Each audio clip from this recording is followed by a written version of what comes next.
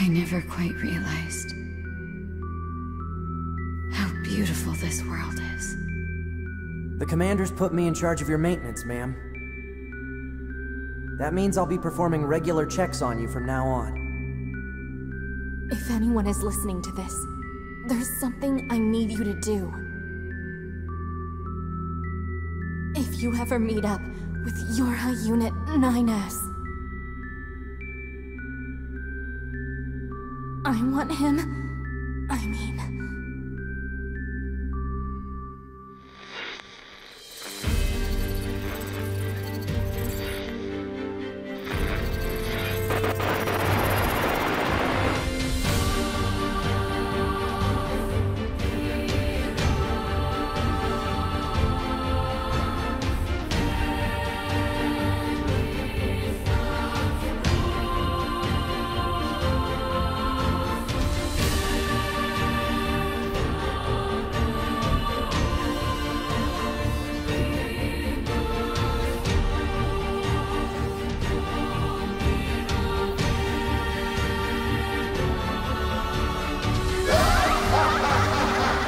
Perhaps we're not so different after all. Pod 153, I order you to halt all logical thought and speech. Fear not, A2! I can handle this! Androids were designed to protect their human masters. Even if it's pointless, you still have to do it! You two are the last remaining members of your hub. That's not the operator. It's...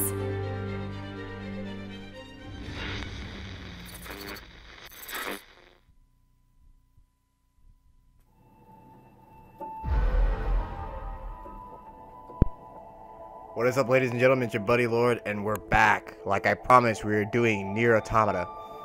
I know at the current time that we're recording / streaming this, it is what, 3 o'clock in the morning. I know some people are probably confused, wondering why I'm recording it this late, and when I was supposed to record it the minute I got it. Put it bluntly, I have a life. I had a bunch of shit I had to do, and when I got home, I passed out. I was exhausted. So, I can't be perfect all the time. So, we're gonna hop right into the game and stuff like that. I did a little bit of research on the actual, lore of NieR as a whole, to understand what's happening during, the timeline with this game, so that way I don't feel a little bit lost. I know this game doesn't, the previous game doesn't hold any weight to this one. But there are a couple of references and a couple of things there that you would recognize if you had played the other games, especially Drakengard, which is what NieR is based on. It's a spin-off of that series.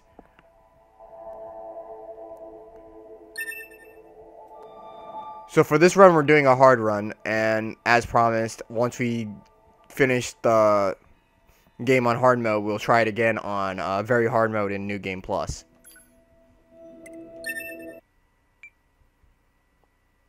What?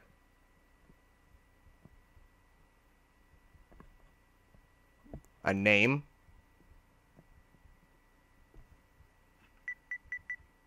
Okay.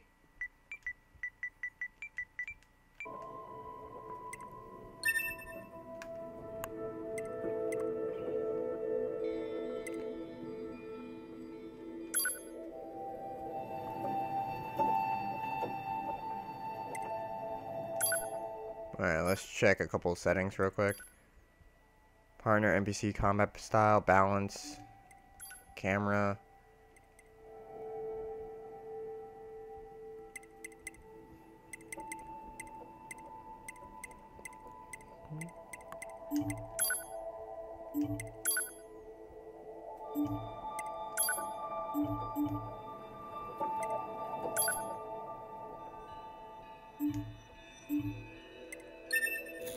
Oh shit, well, I'm retarded.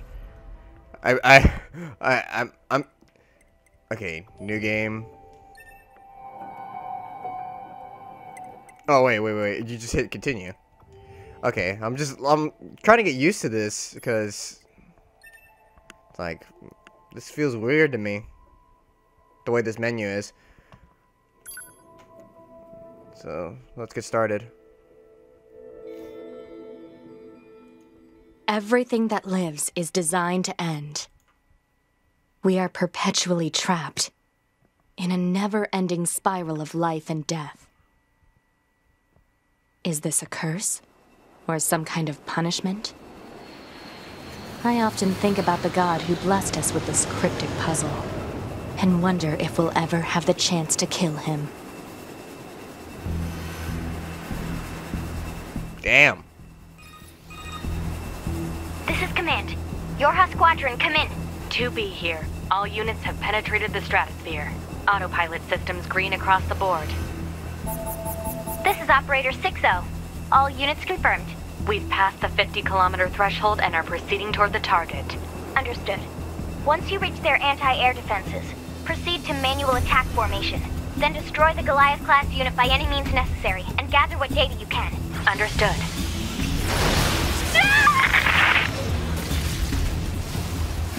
12H down.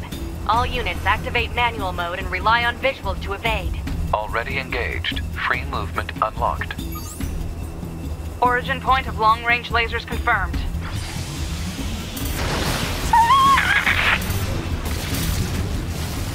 Jesus Christ. Down. Our HO229 cancelers are ineffective.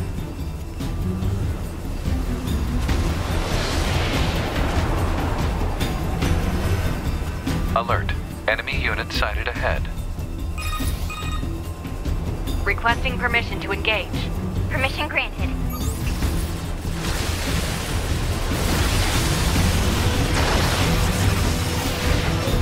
E down.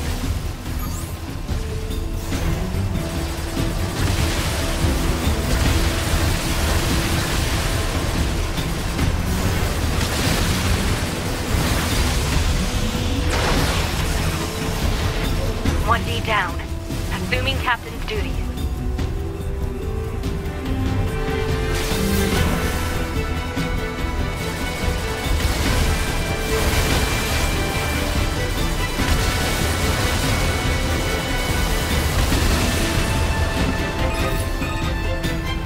Multiple surrounding enemy air units confirmed. Requesting permission to assume mobile configuration. Permission granted.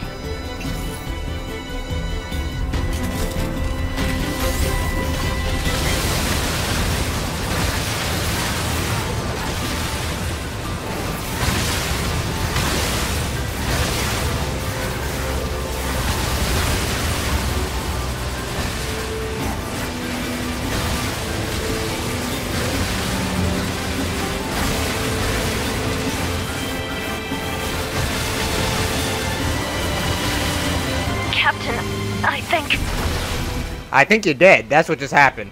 4B down.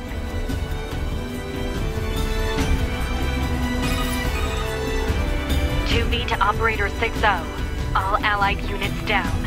The operation is compromised. Awaiting further orders. Operator to 2B. We need you to rendezvous with Unit 9S and begin gathering data on the local terrain. Understood.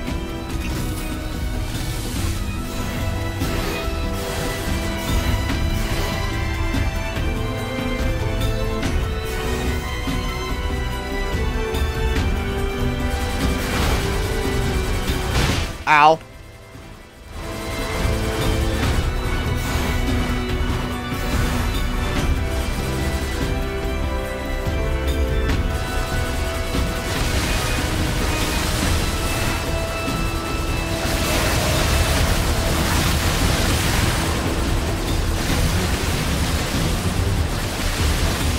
This is crazy. This reminds me of this one game on the PlayStation way back in the day. I'm trying to remember what it's called. I think it's made from Square as well. It was also on the GameCube, if I'm not mistaken.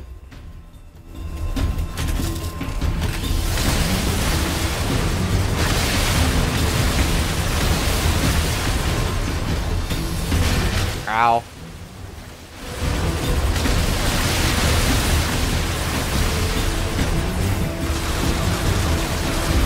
Oh god.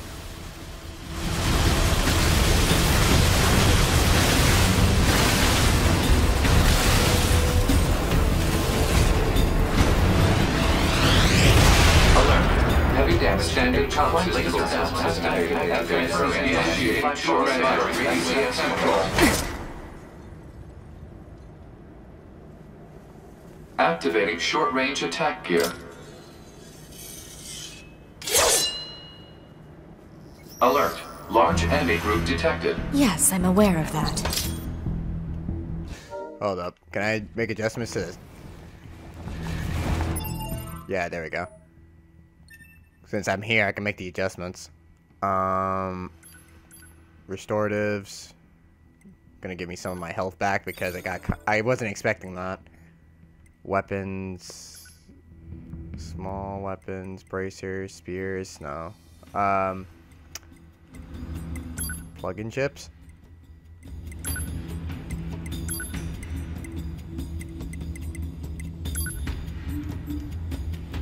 Skills, okay. There's a way to put, like, I'm trying to figure something out here, because there's, like, a way to put skins on, and I have the Day 1 edition. I wanted to put a skin on the pod. Oh, here it is. Where is it? I could do the original Weiss. But we're gonna equip that.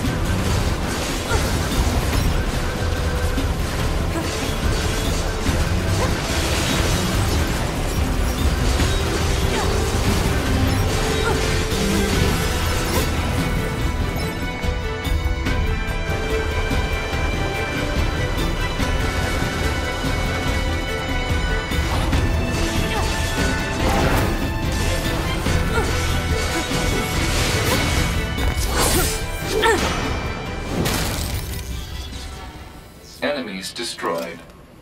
Not quite. Is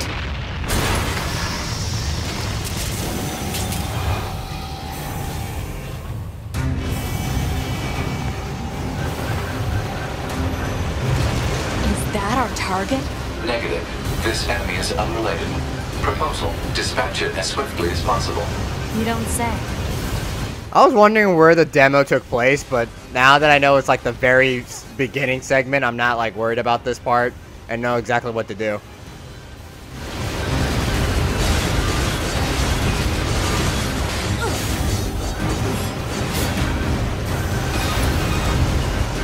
Laser communications recovered. Abby, I'm transmitting your pod program.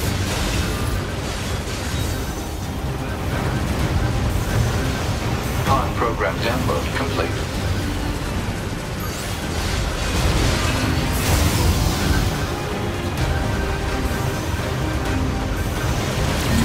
Woo!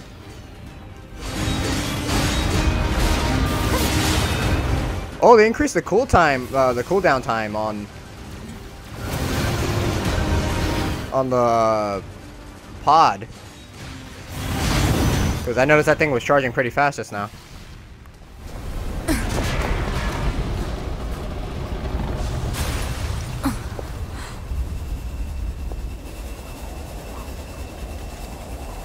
Better make sure he's actually dead next time. That was dangerous, man.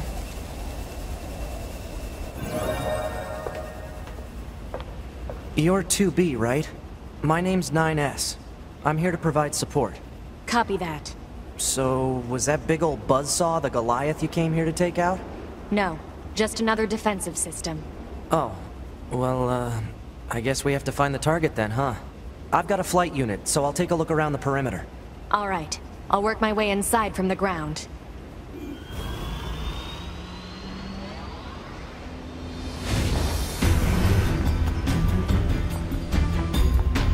Runs exactly like how it was in the demo.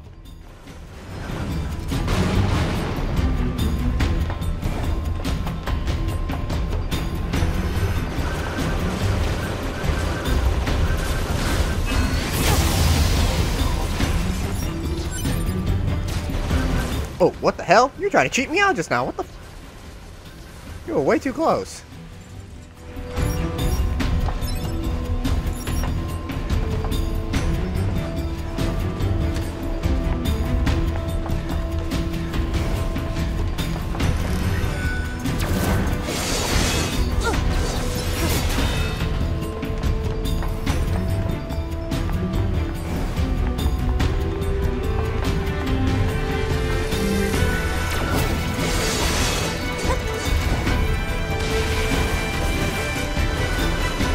Oh, they start firing like right away. Okay.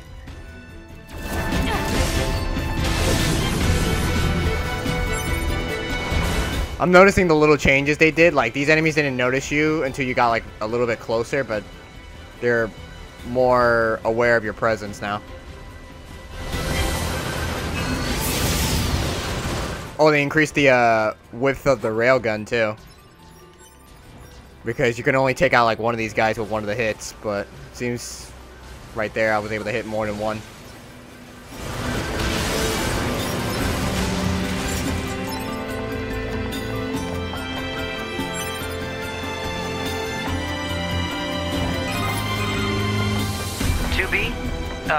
Ma'am? What is it? I was going to send you the map data I collected earlier. Do it.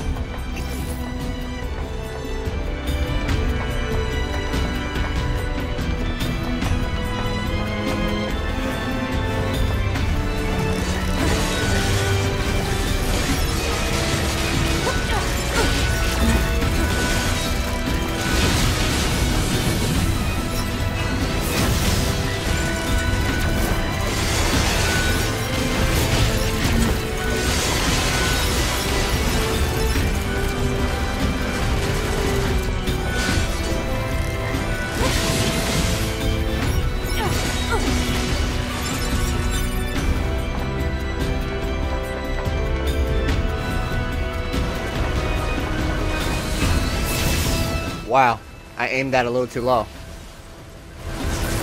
Gotta get used to that.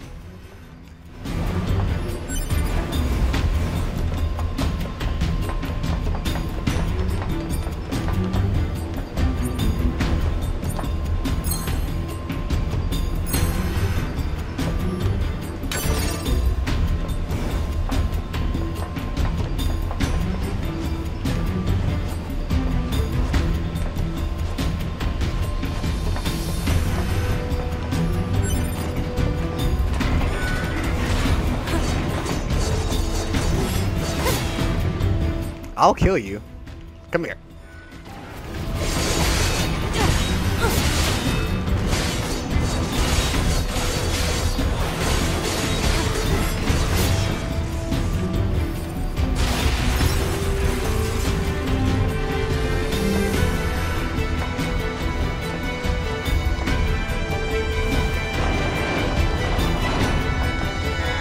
Exit confirmed closed. So open it. Negative. Nearby enemies are jamming our signal. Nothing's ever easy.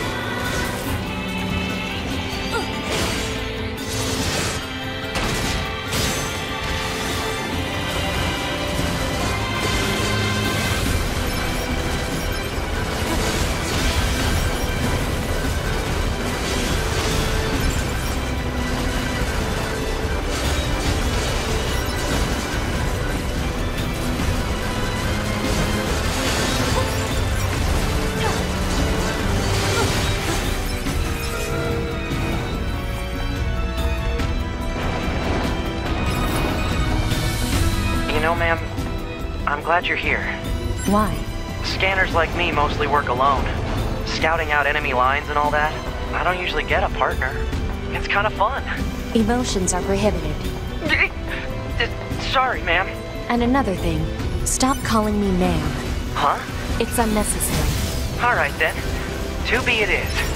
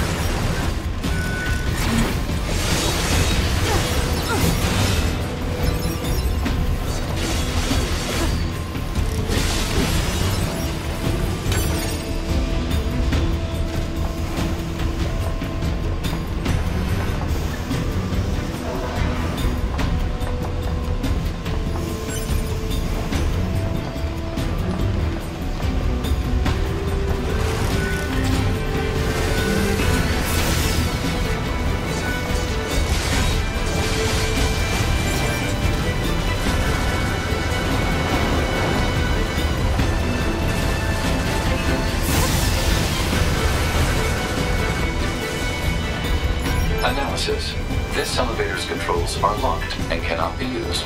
This place sure is big. I guess humans used to use it as a weapons factory, but now it's just crawling with machines. The enemy seems to have repurposed the facility to increase their overall machine production. So if we don't destroy it, they'll just keep coming.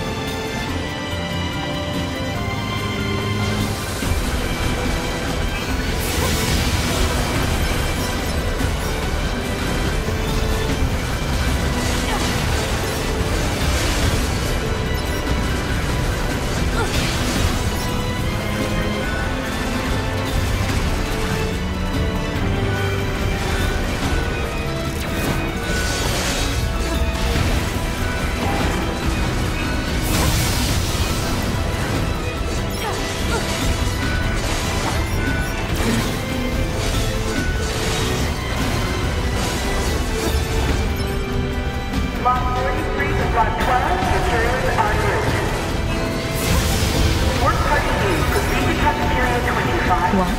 It's just accessing random, nonsensical data from the old world.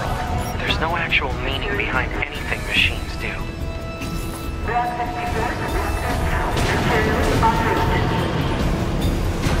Thank you for another day of hard work. Please back to the John West.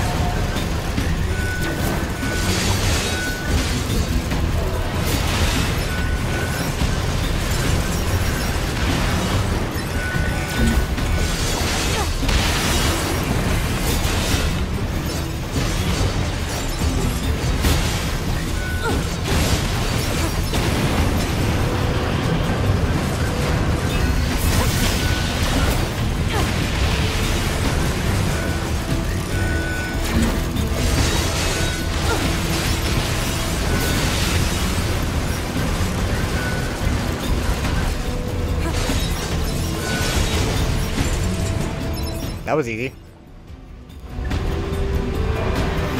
Oh, there's a bunch of... Wait. Okay. Grab all that.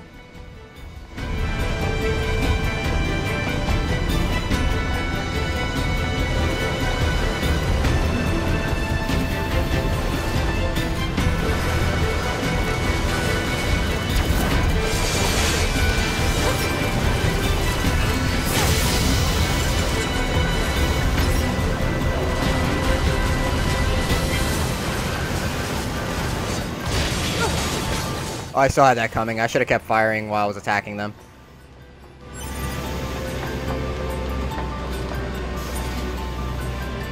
Use a small recovery unit.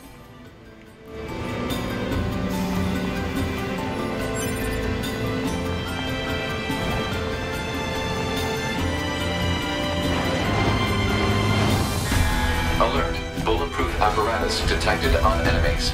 Close range combat is advised. Or you could just blast their shits apart.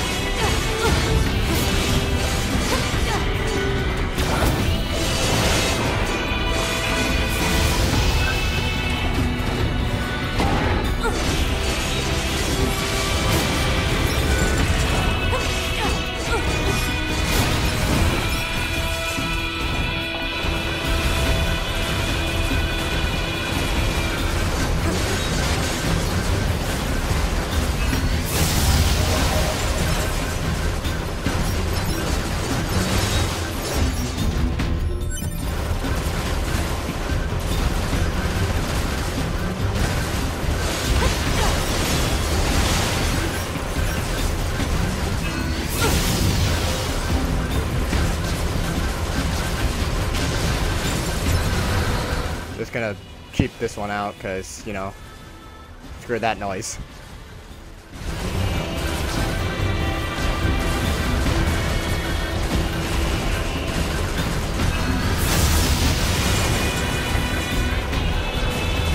Yeah, I'm being a little bit dirty, but, you know, I don't like fighting these type of enemies. Just because of my experience on very hard mode. Better to shoot them from a distance and try to attack them up close. I surveyed the entire factory, but couldn't find anything resembling our target. Maybe they, I don't know, moved it somewhere?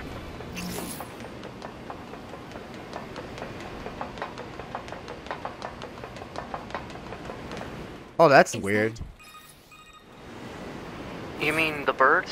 Yeah, there's more plants and animals here than there used to be. Probably because the environment's changed. I don't remember the music ever stopping at this point. It used to just keep playing until you reach the very end. That's interesting.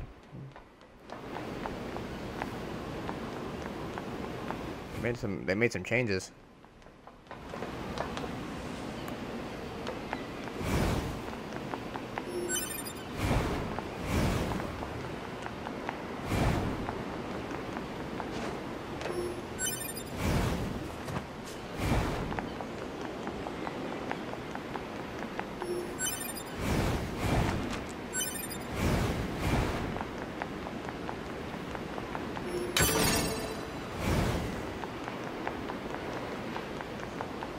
Just want to see if there's anything else. Doesn't look like it. Alright, time for our boss fight.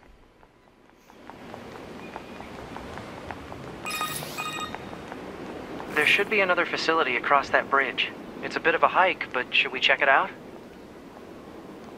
It's not like Command to get a location wrong.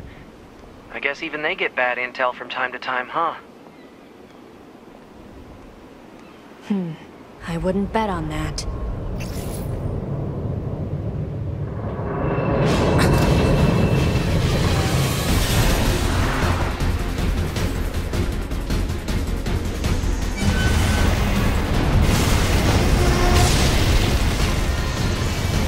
Alert.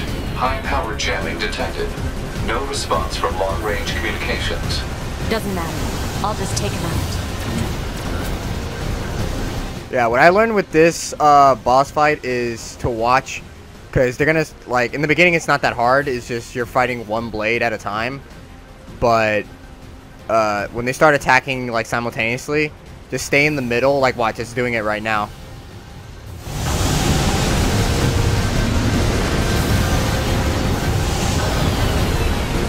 Just kind of stay in the middle and space yourself when you see them, like, getting close.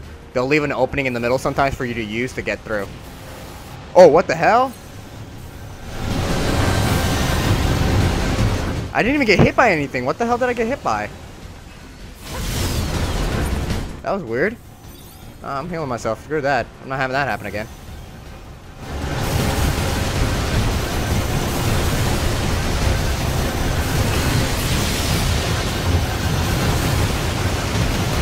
Shit. Quick, get it. Attack it.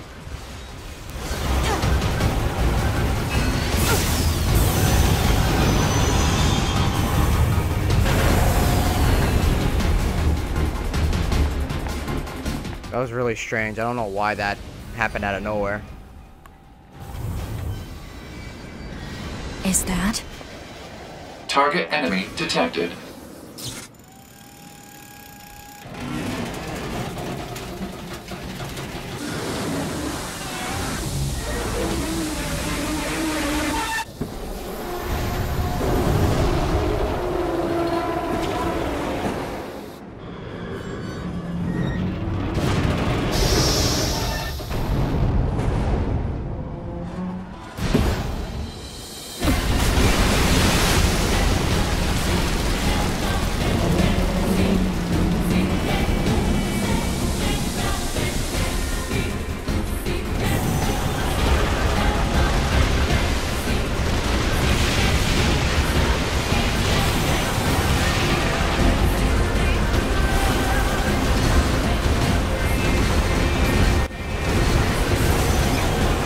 They even changed how the orbs attack you, because it used to be just a giant cluster like storm of death.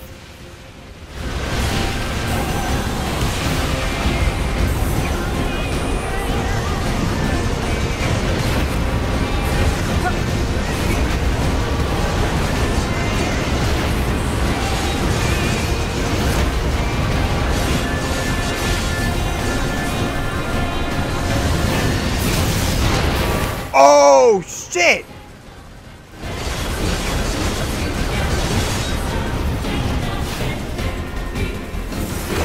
To me!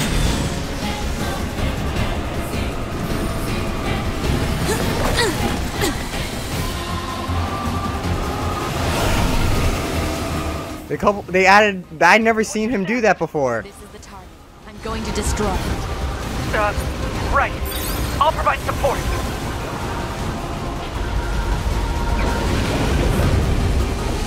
Alert. Incoming enemy attack from below. Proposal. Evade.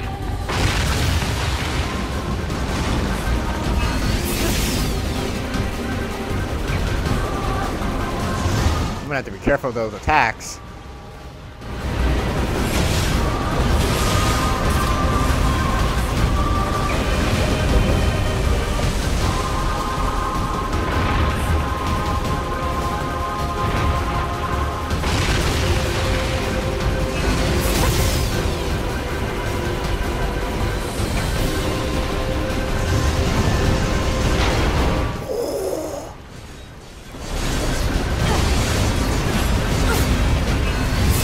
Hacking in.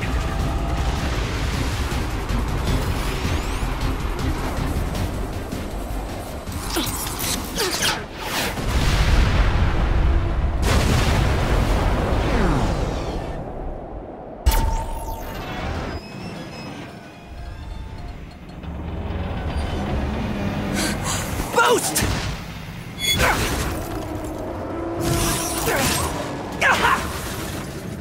9S!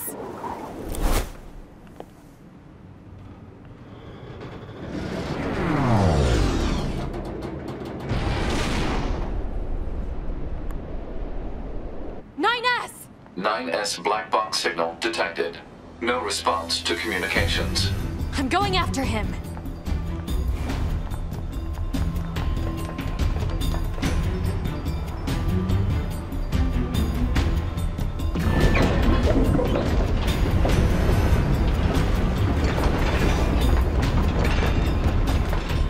Send a support request to command. Negative. Communications have been jammed.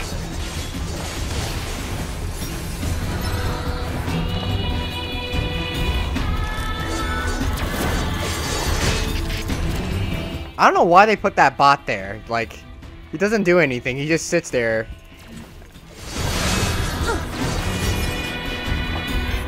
Now I need to freaking recover health again because I'm stupid and I wanted to try to kill it.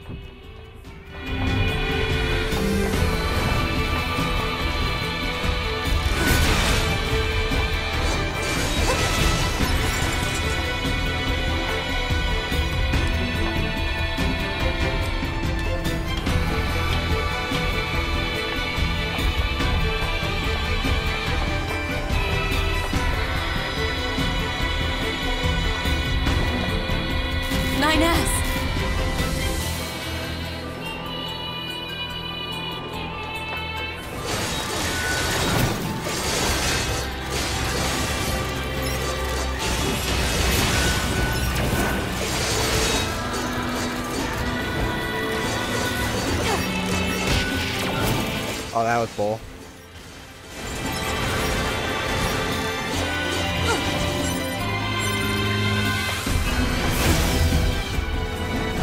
I have to help 9S.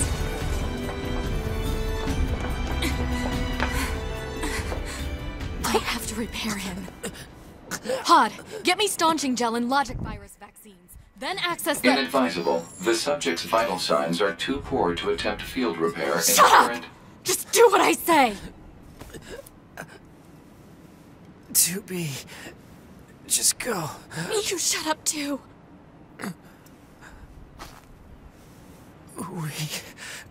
We're soldiers. We take pride in our service.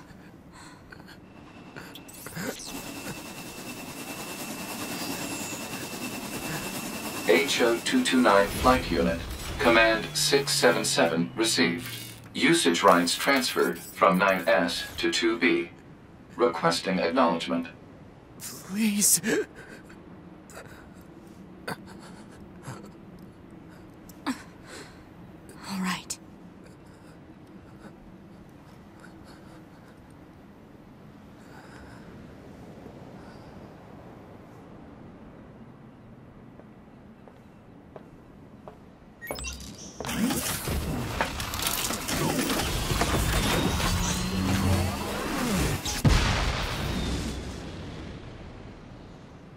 Hey, how's it going?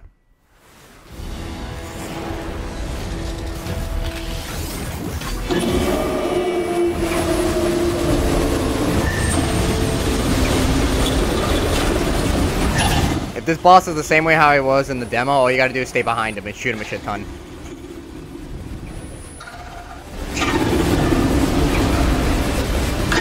Stay high or low. Do not be in the middle because his arms will swipe the middle. And if you see that pulse come up, just get above or below it. It talks? I didn't know the machines had that kind of intelligence. Stay up. I found a weakness in the target. Hacking in to provide support. Stay up.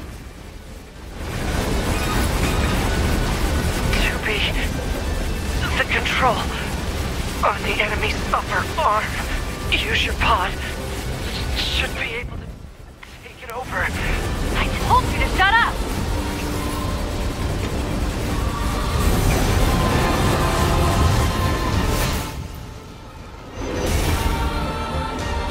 Control of upper arm. Seized from enemy unit. Marking weak point. Got it.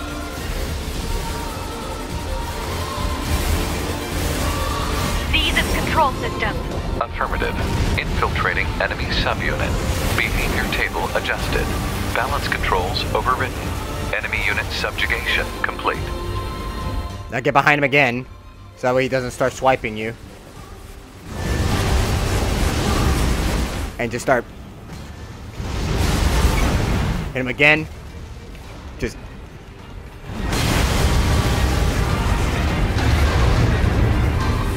There we go.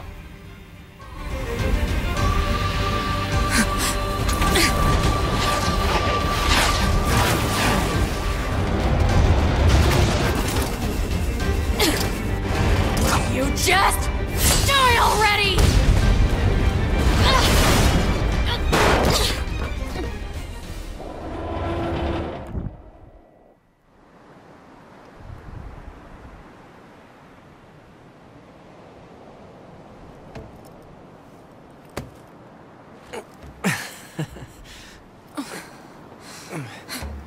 Talk about bringing the battle to them. To be. Contact command. Request assistance. True. No. It doesn't look like that's going to be necessary.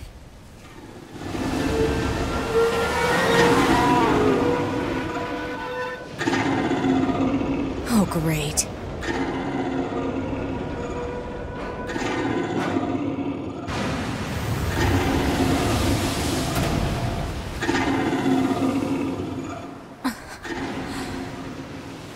I don't imagine that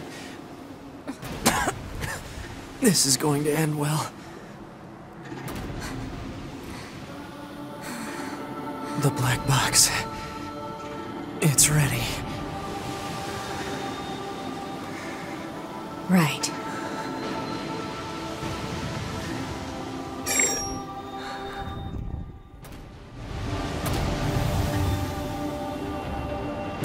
Requesting destruction of enemy hostiles via black box reaction. Request accepted. Doobie, it was an honor to fight with you. Truly. The honor was mine.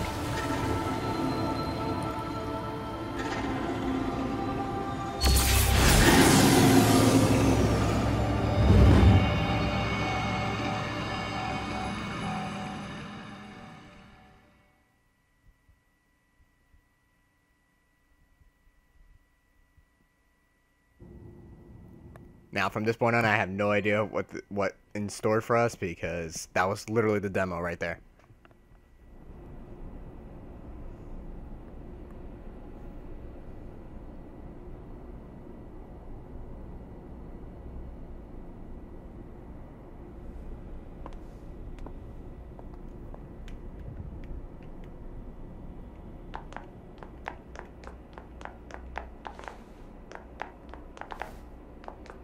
Fuck.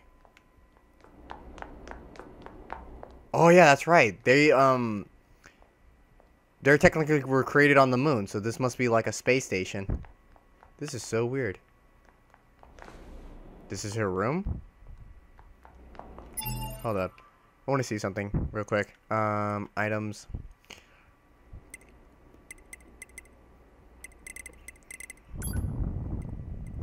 Okay, so it is active. So it doesn't show it in cutscenes. That's kind of weird, considering that Platinum Games is notorious for like costumes running in game.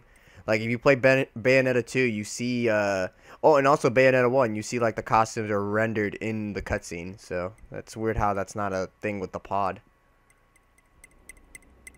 Oh, probably because of like Weiss, this one with Weiss.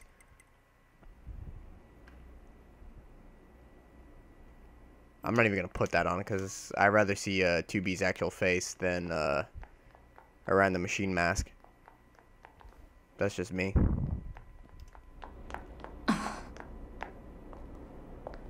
So, mission complete and all that, huh? The Goliaths were wiped out, and we secured a route into enemy territory. Now we can... 9S. Yeah? Thank you for uploading my data to the bunker. I did that? Sorry, I don't remember. There wasn't a whole lot of bandwidth down there, you know? I probably only had enough time to back up your memories. Mine are only intact up to the point just before we rendezvoused. I see. Glory to mankind. Glory to mankind.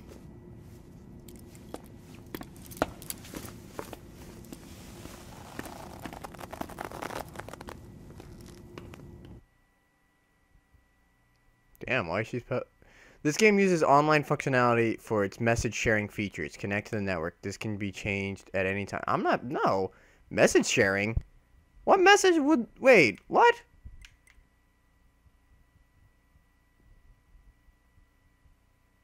Wait, what would be the point?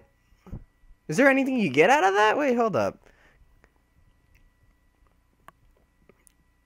I'm just going to do a quick little research on that. I don't normally do that during playthroughs, but we're going to do it for this one.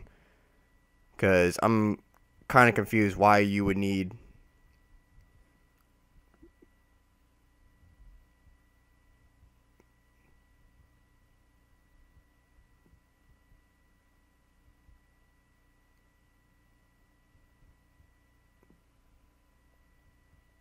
Let me see here.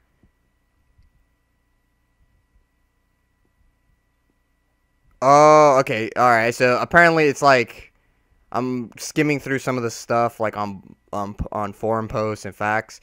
Apparently these messages are like how you know Dark Souls, when you can like you can pretty much create like a message for somebody to read later on.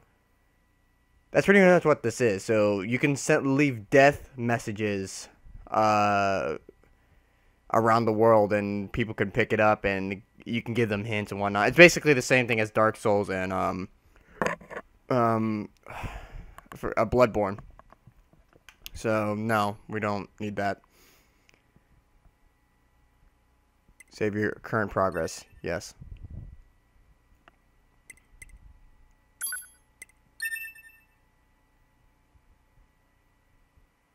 That's very weird.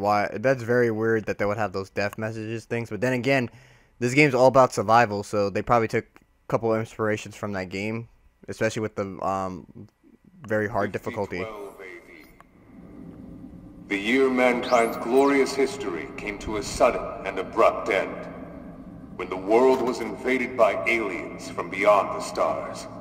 The aliens unleashed a new breed of weapon, machine life forms, that all but annihilated human civilization.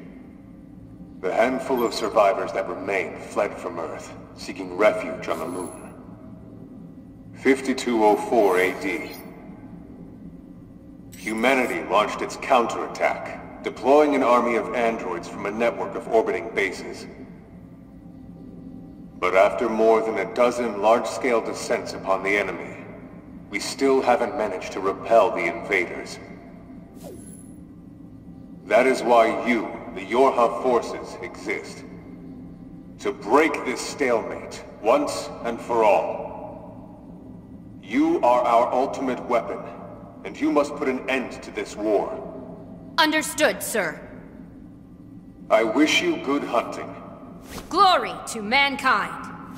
Glory to mankind! Glory to mankind. I got a question, right? In that cutscene, did you all see any male Yorha units running around? I just realized that. Like, I noticed that, like, right away. Like, 9S is, like, the only male one that I've seen so far.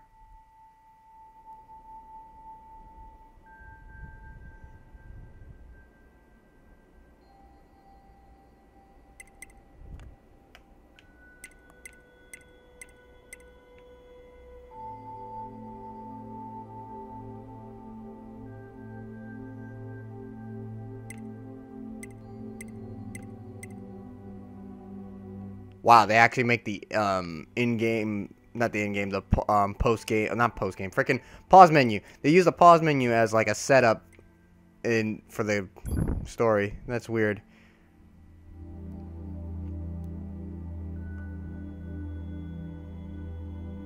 I'm looking at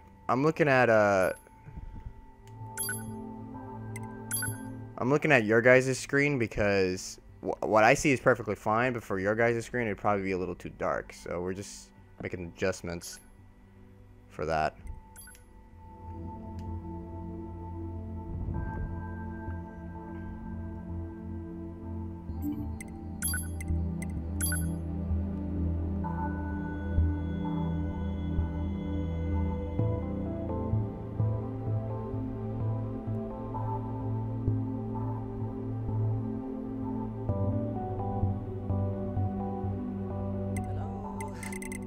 Go ahead and adjust your settings so you can hear me, alright?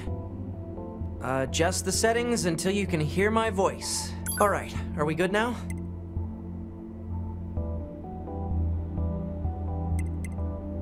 Oh, thank you. Anyway, that takes care of the settings. Hold on. Your self-destruct permissions are missing. Wait a sec, we need to restore those.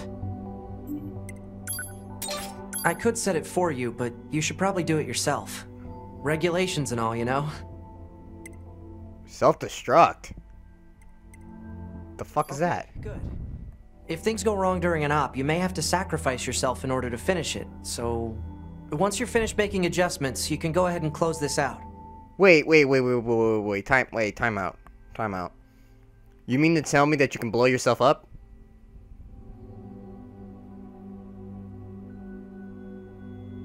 Is that what they're telling? How do you do that? How do you self-destruct? I'm curious now. Because I don't want to press any buttons on accident and just, you know, kind of off myself for stupid reasons.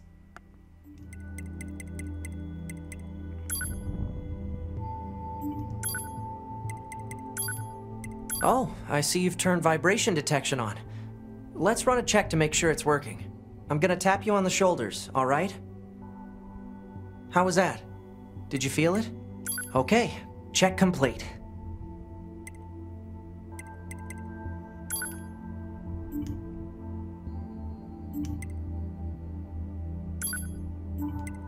Yeah, you can't mess with that. Sound, everything else is fine. Morning.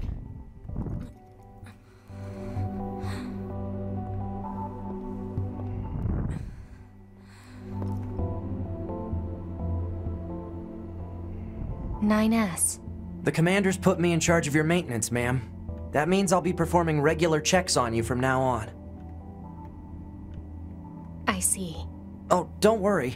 We 9S models are the best around, you know. Though I suppose we're not exactly known for our modesty. NieR. What is it, ma'am? Stop calling me ma'am. Huh? There's no need to be so formal. Alright. If you say so. Oh, I almost forgot. The commander was calling for you. We'd better go see what's up, man. 2B.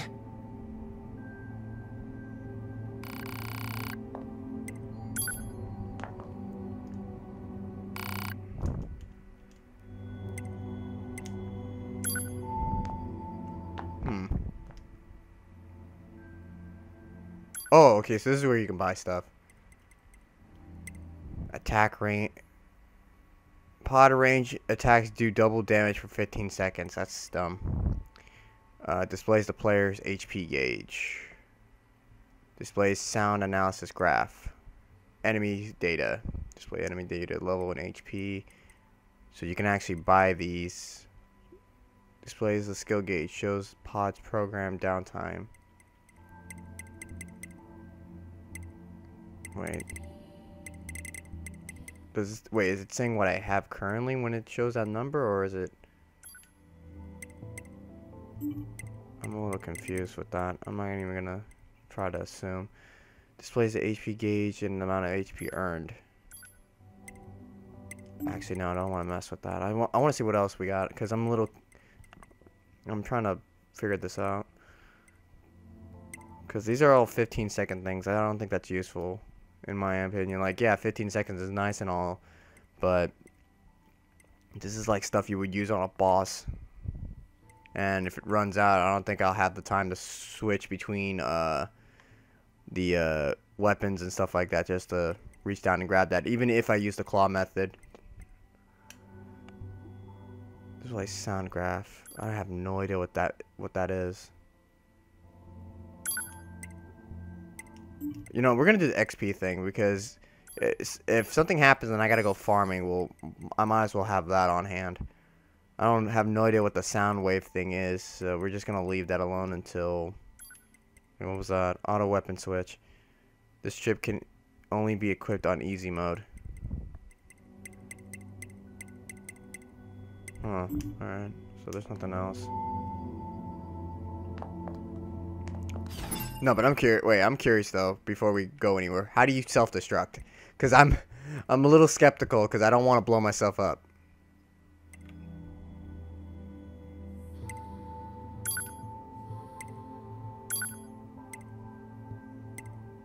Oh, it shows boss types, and I'm guessing those symbols are like the because I heard that in NieR 1 there's like a there's a special language that the game has called like the something of gods, the words of God or whatever, that like the shades speak in, and so you can't understand it until you play a New Game Plus. So I bet you that these markings will actually show a real name in the New Game Plus.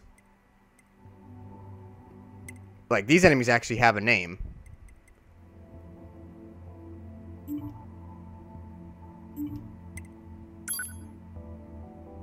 Basic controls. Dash. Heavy pod. Self-destruct. Hold L3 and R3. Okay, so that's... Alright, that's not that bad, because that's... I thought it was going to be like, oh yeah, you press this one little button right here, and then, poof, you know, you're dead. So, okay, that's good to know that self-destruct is something that I'm not going to really be messing with, and no other buttons kind of correlate with it. It's kind of redundant, though, that exists, but... Weapon stories?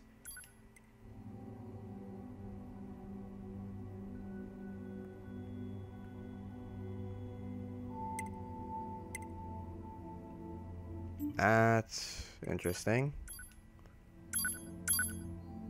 And the sword shows an image and stuff like that too. Huh.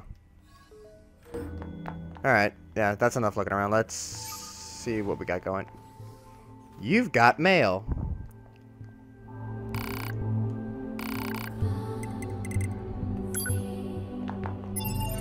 How do you access mail? Is it under Intel? This level that just popped up like an AOL thing.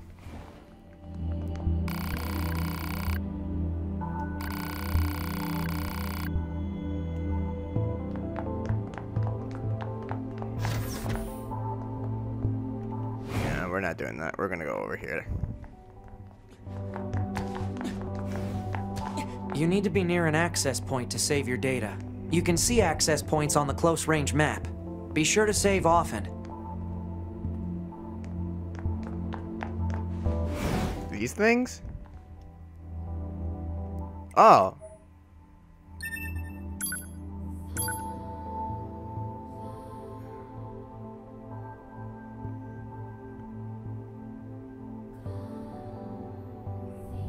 Huh. So we can save here.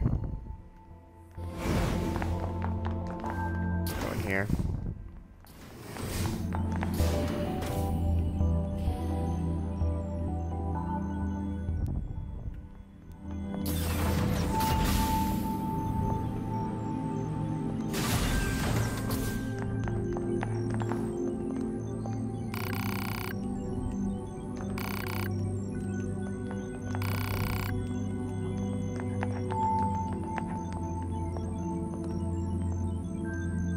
Ah, 2B. Maintenance finished? Yes, Commander. You detonated your black box in order to defeat the enemy. Bold, but risky. Try not to be so reckless next time. Understood.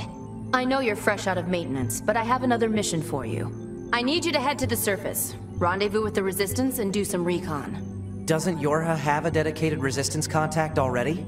We haven't been able to get in touch with them, so we'll need you to look into that as well. Understood. Very interesting. Hold up, I gotta move the mic a little bit because I feel like I might have... The mic might be a little out of my, reach. There we go. I definitely need to pick up that mic stand later. But bills come first. The surface? That means we'll be getting flight units, huh? Better head for the hangar. Usually we can't get near flight units. They're way too expensive for us grunts. Too bad they can't mass produce these things yet. The hangar's up ahead. Let's go.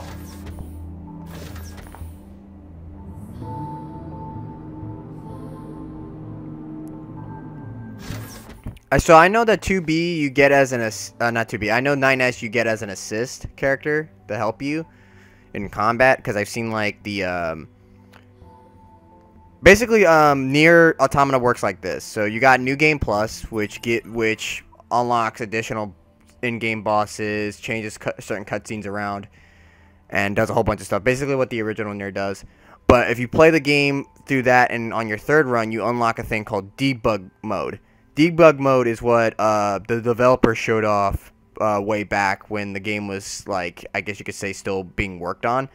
It lets you, like, create a situation or a scenario or whatever with a ton of enemies. Like, you can spawn any enemy you want, and you can set up the way you want to set them up in an order, have them all balled up and try to attack you. You can just do whatever you want in debug mode. It's basically a trainer that you would see in Devil May Cry. So, during the debug thing, I saw them. I saw 9S here being played with.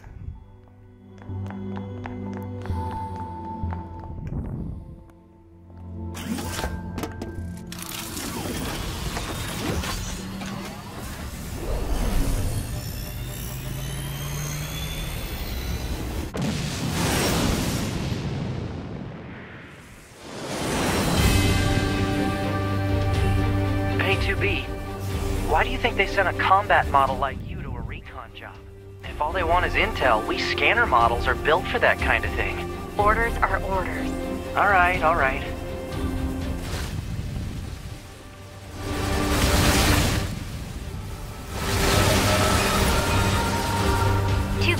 You're going to have some new weaponry installed from here on out. I'll put up instructions for you. Make sure to commit them to memory.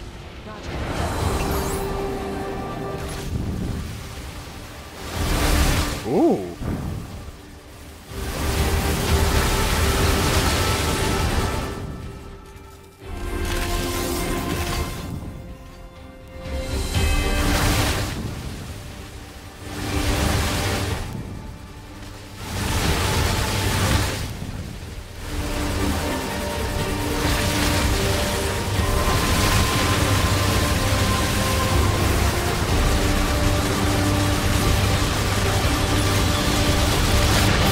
Oh, shit.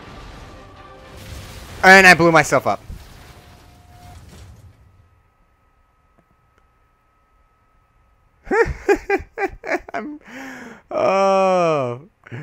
Give me a piece of paper. I'm gonna mark down how many times I die in this run, in this playthrough.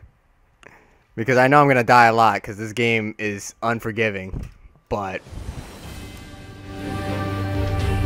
Alright, 1.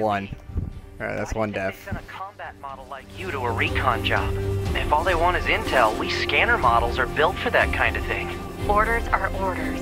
Alright, alright.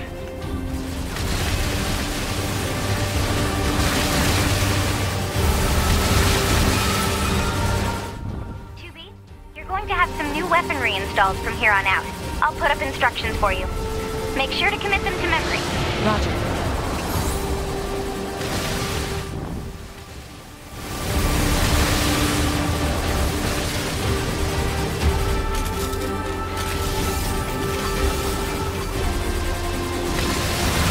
Oh god, oh god.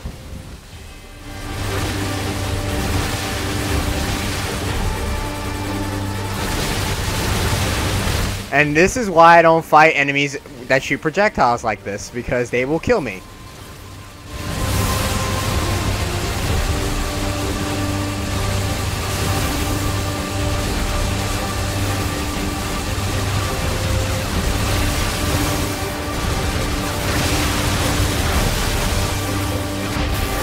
Ow.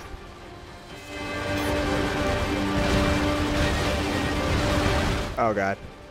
I'm gonna die a horrible death if I don't kill this damn thing.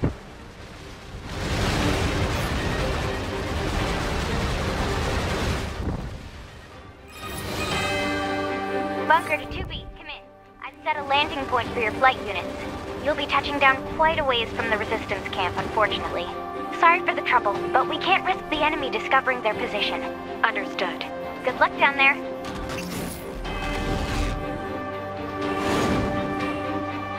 Almost died again, bro. That would have sucked.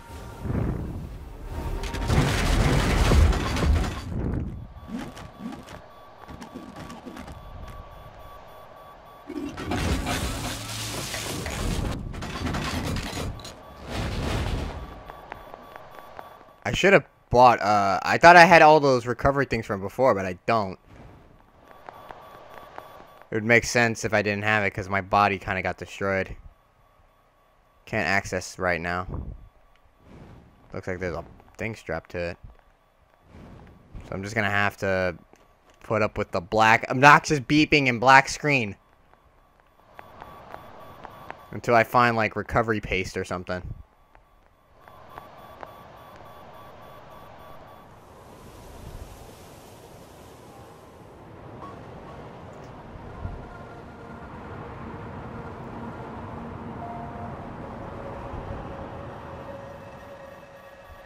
Target location acquired. Marking on map. Proposal. Proceed to target location. The mini-map shows the geography around the current location at the bottom right of the screen. The icon shows your objectives, so make sure to follow it if you get lost. Alright.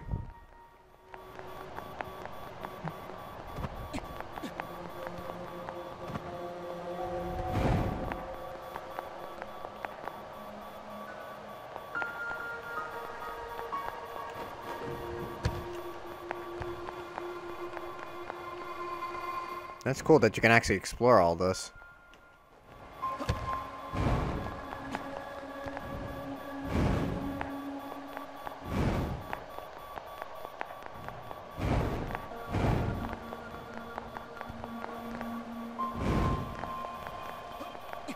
So, people have been saying how this game is, like, really... Well, I know this game was going to be really good because it's Platinum Games.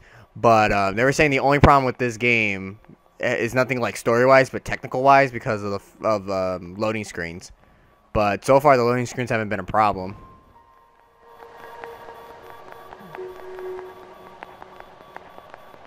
I'm just looking around because this feels like one of those games that if you check every corner, you'll find something.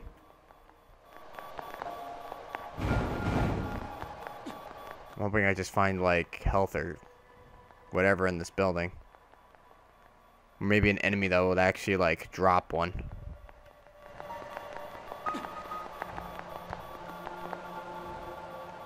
Yeah, I'm not jumping out from there. He just jumped out the window.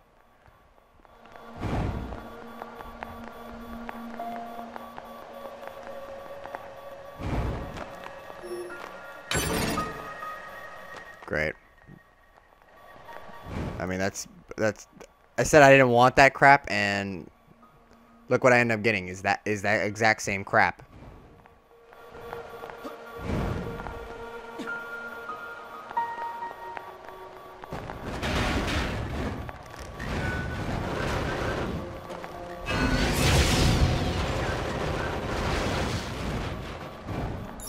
Oh, I thought one of these guys would drop something, but they didn't drop a damn thing.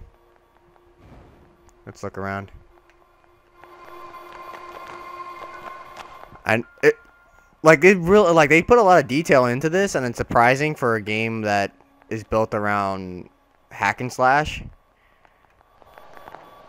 I mean, I would love to, you know, bask in this more, but if it wasn't for the fact that the screen is gray and black and it's constantly beeping in my ear, I think I'd probably lose my mind.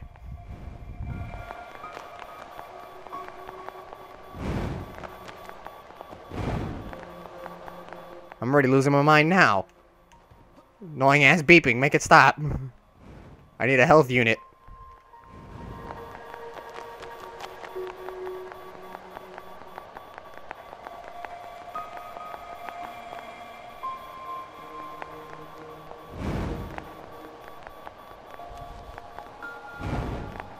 Please let it be a health unit. Please let it be a health unit. Please let it be a health unit. Nope, it's a seed for a tree. Huh.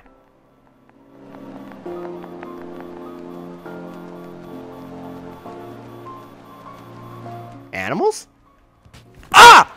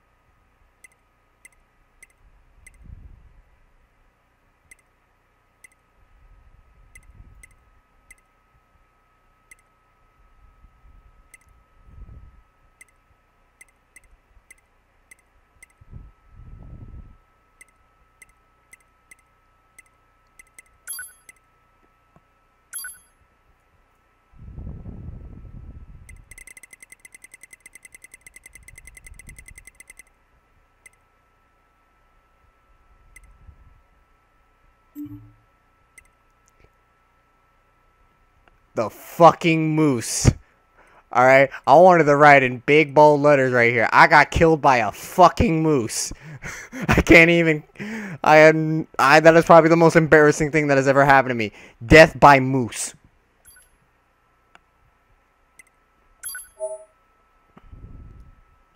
When your character dies, its body remains on the field as a corpse. These bodies contain various data, so you'll have to go back to your body to retrieve your belongings. If you die again before reaching your previous body, it will disappear. If you keep playing or for an extended period of time without retrieving your body, it will disappear. I got killed by a fucking moose. Alright? Not an enemy, just a moose. Alright? Just a moose.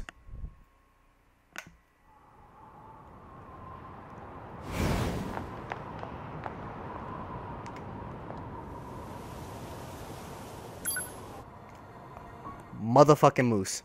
Target location acquired. Marking on map. Motherfucker. Proceed to target location. A mother effing moose. Nah, man, I want my body. Where's my body at?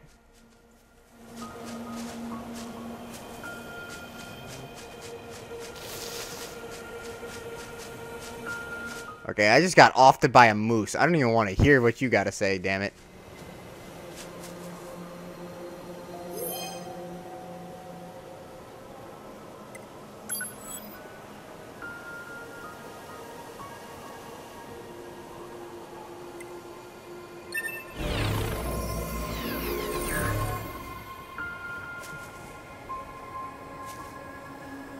That is creepy.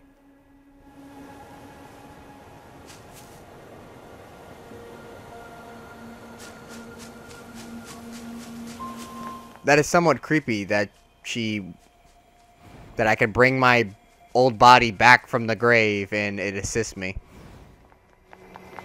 But man, I don't feel good. I don't feel good, man. I just got killed by a fucking moose. Okay, I feel like my dignity just went out the fucking window. There is nothing I could say that would make that conversation feel any better. It's like, oh, did you get killed by a boss? Nah, man. Did you get killed by one of the grunts? They like to do sneak attacks. Nah. What'd you get killed by then? A freaking moose.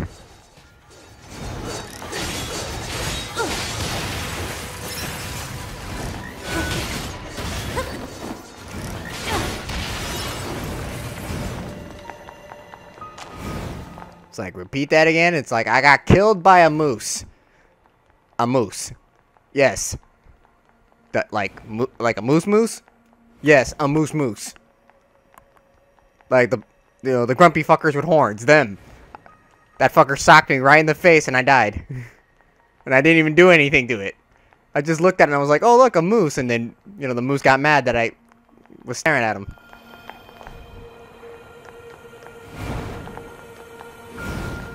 First death was understandable. Second death was just bullshit. Death by moose. Somebody needs to, like, make a t-shirt, right, with a moose face on it and say, fear it. Fear the moose.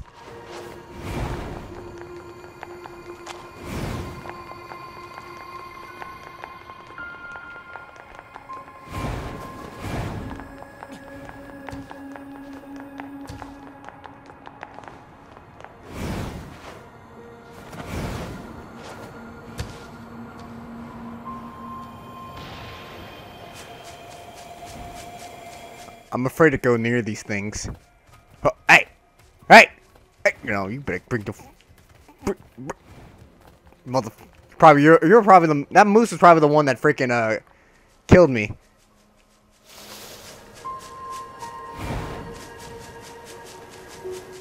Get away from me! I don't trust you, moose. According to our intel, none of the machines in this area are hostile. We've been seeing more and more enemies like this lately. They just stand there and stare into space. It's pretty weird.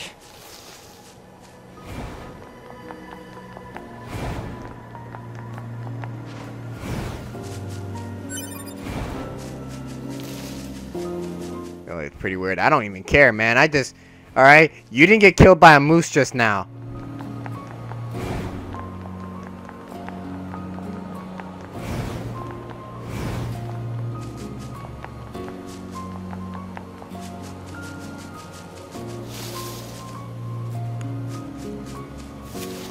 The fuck is that? What are they attacking over here? Alert. Access point communications jammed.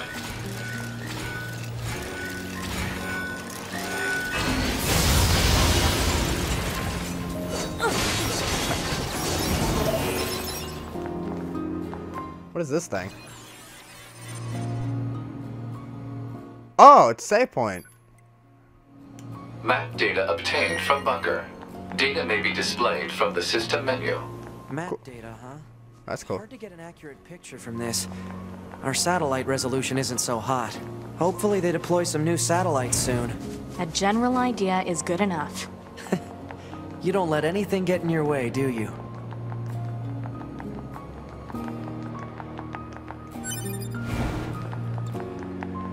Alright, let's head to the objective.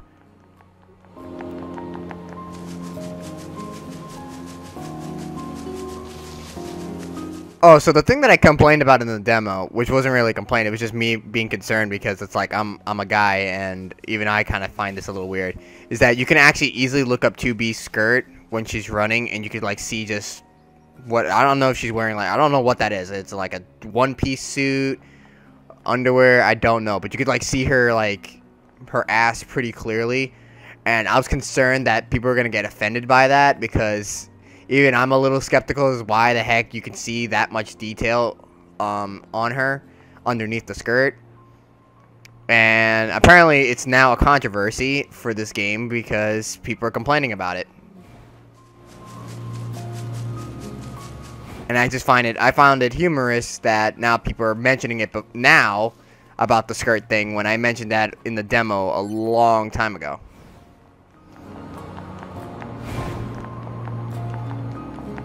I mean, I have no problems with it.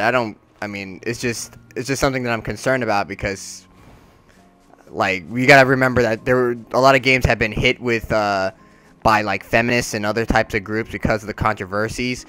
I'm trying to remember what the game is called. Dragon's Crown, the side scroller game where you had the women that were like really like too detailed. Like you had the Amazon that was really muscular, and then you had the witch that was way too like busty and like the sprites are just really unproportioned when it comes to like bust.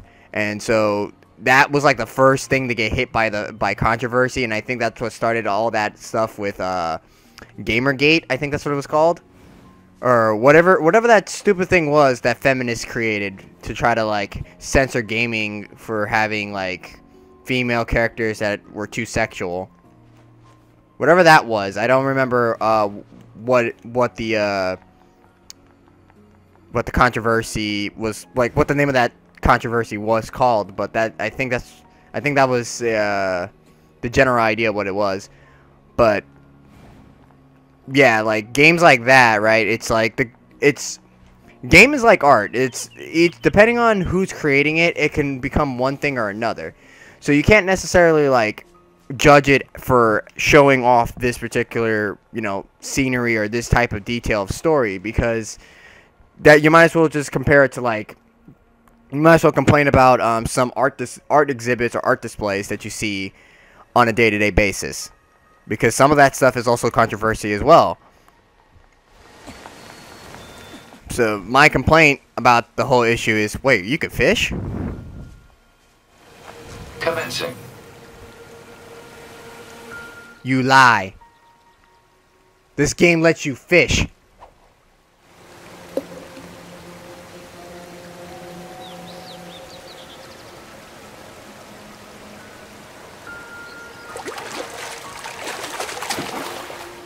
Report. Fresh.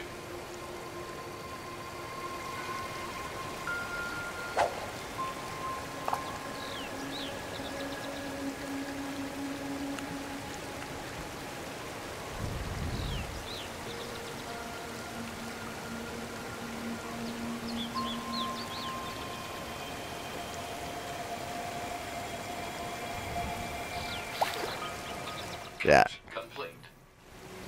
That is weird that you can fish.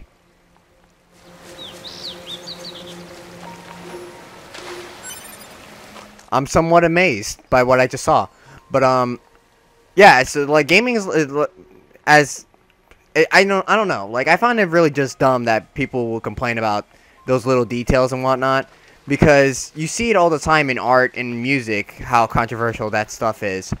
So why are you going to complain about a game which is just another medium for that type of things? You mean you see it in magazines, you see it in movies, you see it in day-to-day life. It's everywhere. Like there's always something controversial about shit, and people are just now trying to slap a label onto video games, making it like the most terrible thing because it's something that you interact with.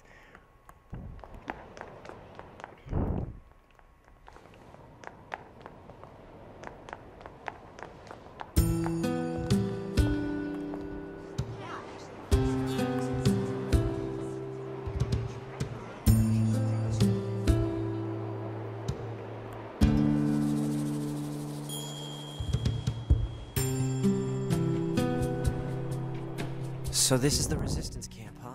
We should probably go talk to their leader first thing.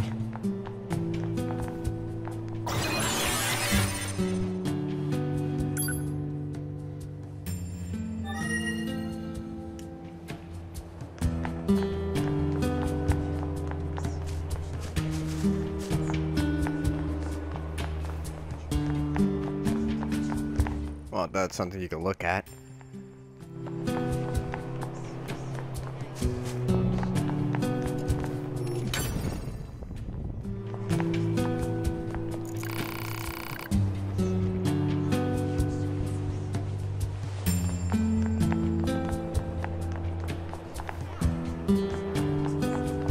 Like, I'm not even caring about the commander who I gotta talk to. I'm just looking for all their stuff because look, this is all the stuff I needed a second ago. All right, this is some BS.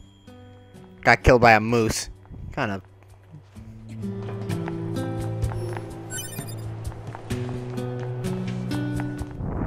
You're number 2. You know about 2B?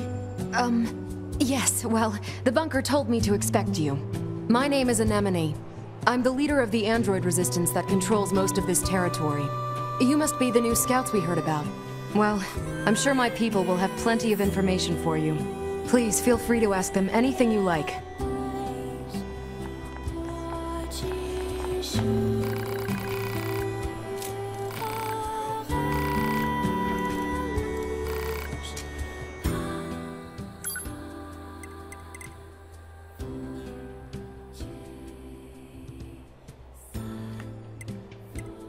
I find it fun. I just find it dumb though, because people are always trying to find something to complain about.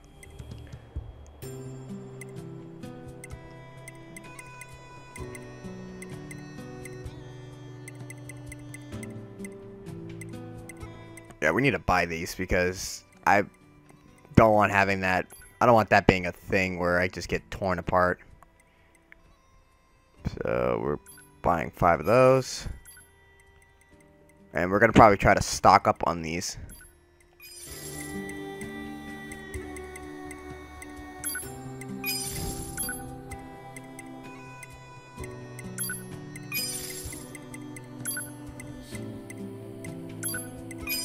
There. Now what do I have to sell? Ore.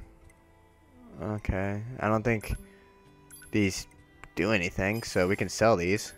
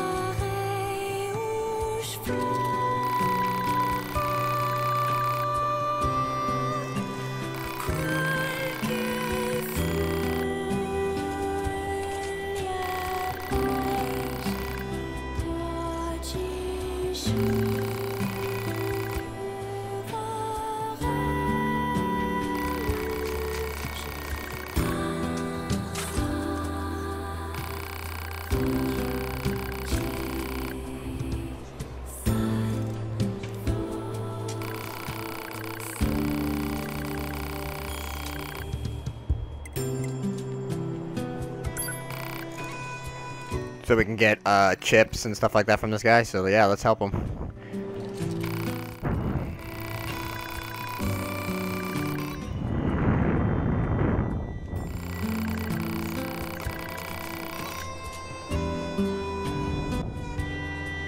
Target location data obtained. Marking on map. Your sub-quest has been added. You can check your progress on the quest tab in the system menu. Alright.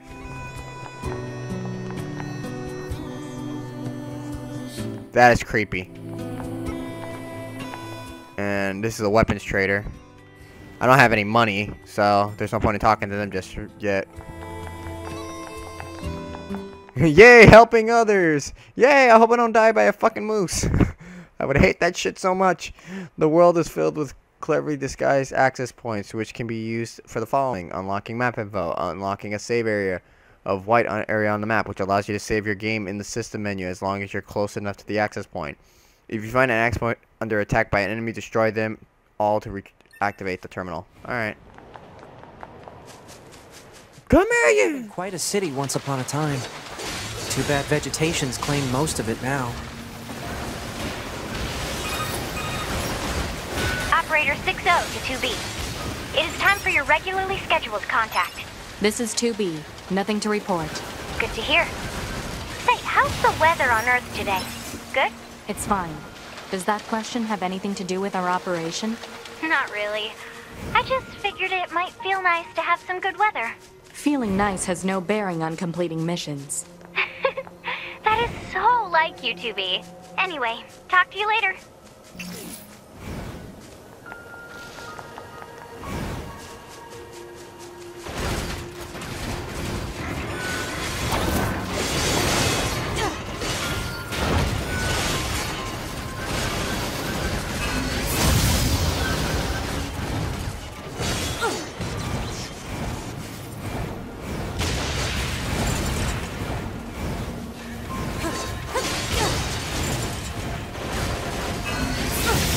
Why, I missed that railgun shot.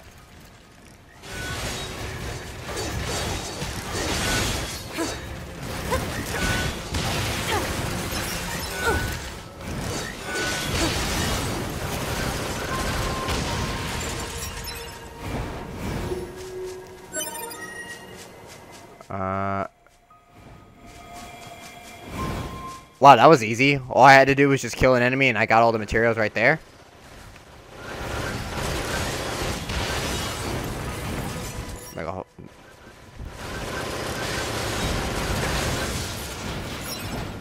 Alright. Hold up. Let me see something. How do you put those chips on? On their skills?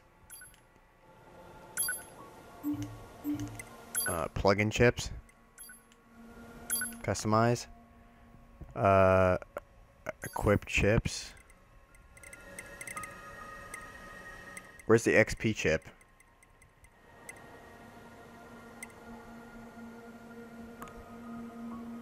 An Android Central System. Removal means death. Ooh. Displays the player's HP gauge. Displays the skill. My phone's pinging off in my pocket. Alright. Skills gauge. Shows pod's program cooldown time. Displays enemy's level and HP. Mini map. Display text showing your current objective. Display the text log. Display in areas where you can save. Displays the value of damage dealt and received. Yeah, but who the hell? Why would this be a thing here? Like, removal of this means death. It's like, why would you? Why would that be a thing? Why would you put that? It makes no sense. That's so fucked up.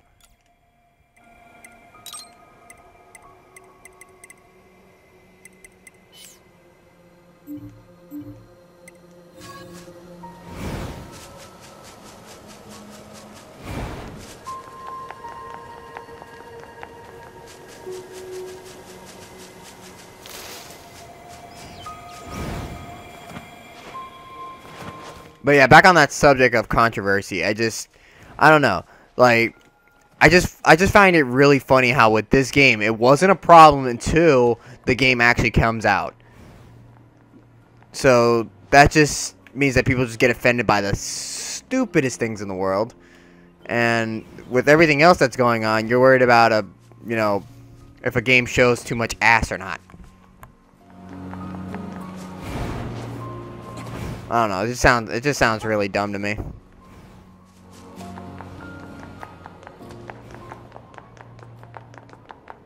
But I feel bad for the guy who made Dragon's Crown, because he had so much crap going on because of that game, and he literally was saying how in future games he's not going to be doing stuff like that anymore. Like his creativity kind of just got trashed because of these people.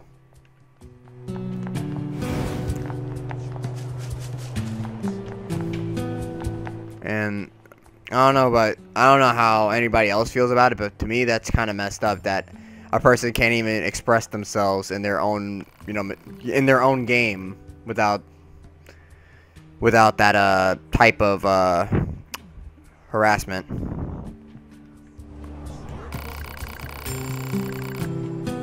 Yeah, it never is fun. Especially when it changes the whole atmosphere of the game. Like Tales of Berseria's English version to its Japanese version is completely different in certain scenes. Like in the one scene with I forgot who I don't know the protagonist's name. I don't own the game, but I've seen it. Where in the Japanese version, the kid that gets sacrificed and everything like that makes your protagonist go on a murderous revenge spree to go after the guy that did it. In the scene, he stabs him with a sword and drops him into the pit. But in the English version, he uses magic to stab him. And then he falls into the pit again. The kid falls into the pit. So they censored the... It's still the same scene, but they censored the impact of, like, the kid being impaled by an actual sword by the guy. And just kind of just lowered the effect of, like, that scene. But that's Bandai Namco for you. They always putting censorship on stuff like that. But I just don't like that. I really don't like how... Because those are, like... I feel like those are key elements to a story. Like, if you put it in there in a specific way, you shouldn't have to change it to cater to everybody. They should learn to understand it and accept it for what it is, because it has more of an impact to the story and as you as a player. If you get offended by it, you just are soft, and honestly, you shouldn't be playing that game to begin with. If you're gonna get offended by the way the story is told. I mean, it's not meant to please everybody, and you shouldn't. And I can understand you want to make money off of your game, but you shouldn't have to change the way you perceive the story just to cater to the whole freaking masses. Either they get used to it, or they just don't play your game at all. And a lot of good games that actually stay true to themselves get a cult following. Like Devil May Cry stayed true to itself. Bayonetta has stayed true to itself. Games that even older games from like way back in the day that just kind of said, I just hit the mic, that said, you know, fuck protocol and do whatever you want, have been successful. Like Riddick, the Chronicles of Riddick, that was a good game. Legacy of Kain had a lot of controversial stuff going on with it because of the gore. It was good. Manhunt 1 and 2, those were good games, and they stayed true to itself. Manhunt 2 cranked it up a little bit, and people got offended by it. And we haven't seen a new one since because of that. And I'm trying to think if there's other games that avoid the censorship. GTA doesn't have censorship, and look how much money it sells. I mean, it's stupid. Like, do your own thing. Don't even worry about what people say or do, because in the end, people are not gonna like your. And this is something that you can learn in life to life, that no matter what you do, somebody's gonna have a problem with what you say or how you act or what you're doing, even if you're bettering yourself or not. There's always gonna be somebody that complains. So instead of worrying about what people say, worry about what you have to do. It doesn't kill you. It's not gonna hurt anybody. What they do is their business. What you do is yours. Live your life. Screw the haters, and you know, do what you have to do to better improve yourself and the people that actually respect and give a shit for you.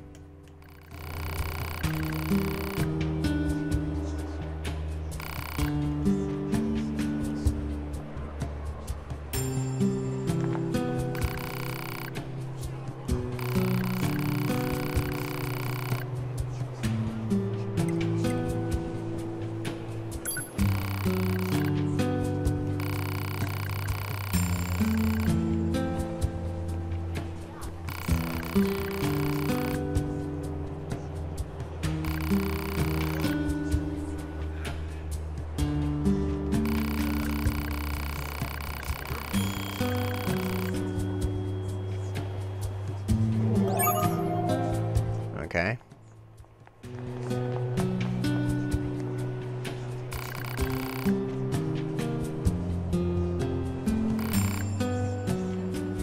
This chick is so creepy looking.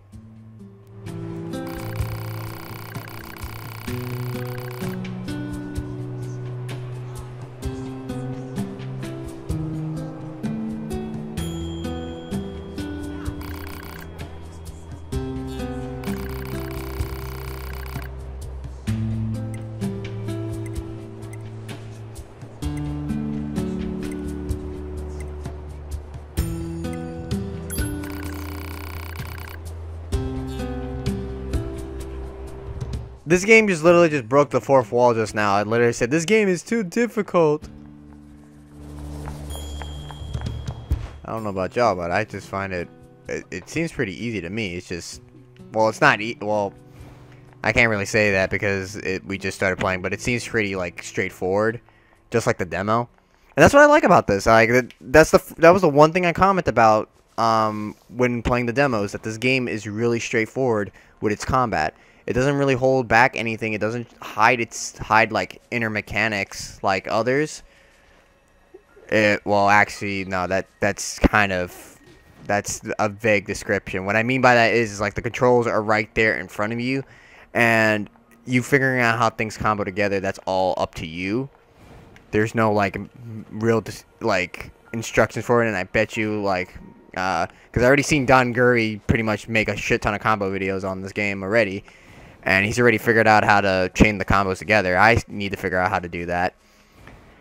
But yeah, the game's just really straightforward when it comes to the combat system. Because as soon as you see an attack come, press the button like you would like on instinct, and you'll most likely dodge it. You don't have to have the precise timing in the world, and you can also spam the dodge if you need to.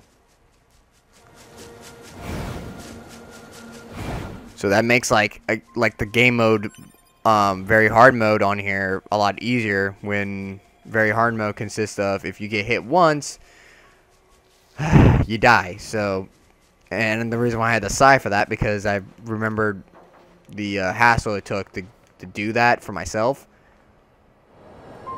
Because it's not the greatest thing in the world because it does like, and that's and I normally judge a game for the cheapness that it has, because Devil May Cry 4, alright? I love this game and I constantly use it as comparison. I enjoy it. It's one of my favorite games. It's from one of my favorite series, but it's not my top favorite Devil May Cry game. Devil May Cry 3 is my favorite, but that too has a cheap factor to it.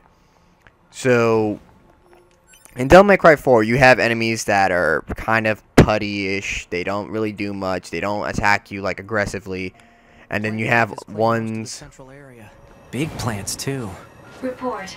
Records show that vegetation has grown to an abnormal size since the departure of humans. Wonder if there are any huge boars and such too.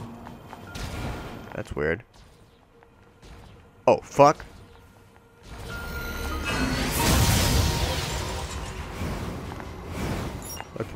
Look to my left, and all of a sudden,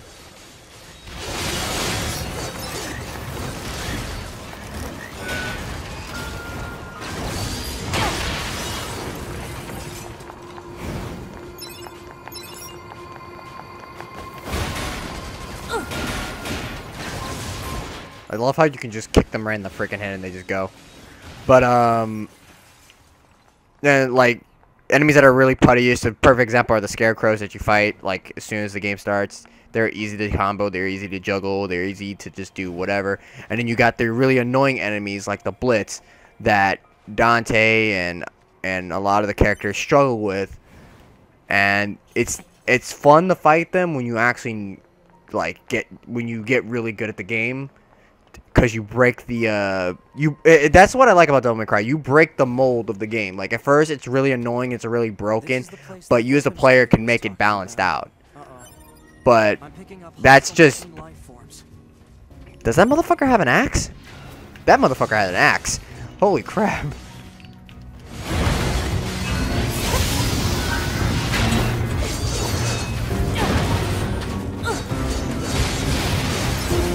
That scared the crap out of me, because all I see is an axe coming my way, and I'm like, is that an axe? That's an axe!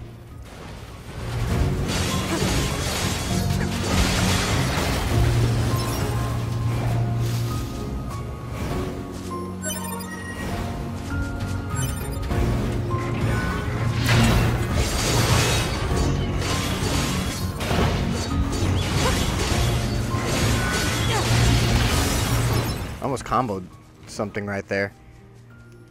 I'm still trying to understand how the... That should be enough. Let's get these back to the trader. Because I'm noticing one thing, right, when you do like attacks. So from experimentation, if you press square normally, you just do standard, you know, combo. But if you hold the button, it does something completely different, and it's also the same thing with triangle. but I'm guessing the kick can only do 2 things, so I'm guessing I need a weapon to do anything else. So I'm trying to figure out how you can chain these together, because I almost caused the chain right there. I think you can actually jump off the enemies too, because normally when I attack them and then go straight down to the ground, the enemy somehow manages to hit the ground before I do. But in that instance, I was able to get back to the ground, and he stayed suspended in the air long enough for me to try to do something. I feel like I can easily learn like how the inner advanced mechanics work for the game. But yeah, the enemies aren't like annoyingly cheap. Like, they don't do something that you can't like avoid, that you're just gonna get clipped with it or something like that. So it doesn't ever feel like I'm being gimped by the game. I feel like that sometimes it's just my shortcomings as somebody that is playing a game brand new that's causing all that stuff to happen. But in Devil May Cry's case, it's never like that, because even with all the practice I've had in Devil May Cry up to this point, since the original release of 4, does not help me when I get hit by the Blitz or the Frost, because those enemies are just really tedious and really annoying, especially when they attack you off screen, or if you're dealing with like the Chimera Assaults that have these stupid plants on their backs that just love to run off. They go off screen and they come back in screen, and they're in their little attack thing going on, and they just somehow clip you while you're doing some sort of combo and just mess up everything for you. Those type of things are just really annoying, really tedious, and so far I haven't run into that situation here with, you know, this game as a whole. And that's something to admire, because the enemies, yeah, they're not as tough as you think they are, but at the same time, they will, if you let them, they will abuse you and punish you accordingly. The only thing you have to worry about is, like, in very hard mode, the projectiles, because the projectiles can kill you in one hit. So if you're attacking them and you just do something like, you know, rush at them and try to kill them right away, sometimes their attack comes out quicker than yours. Like, this attack never helps me for a dang thing when I was doing very hard mode, because I run up and I would do that and I would get hit right in the chest, even though my sword came out and already hit him, and I die. And that's the only thing I find cheap, is that you gotta worry about that, and also with some enemies being a little bit really quick on the draw and you just not paying attention.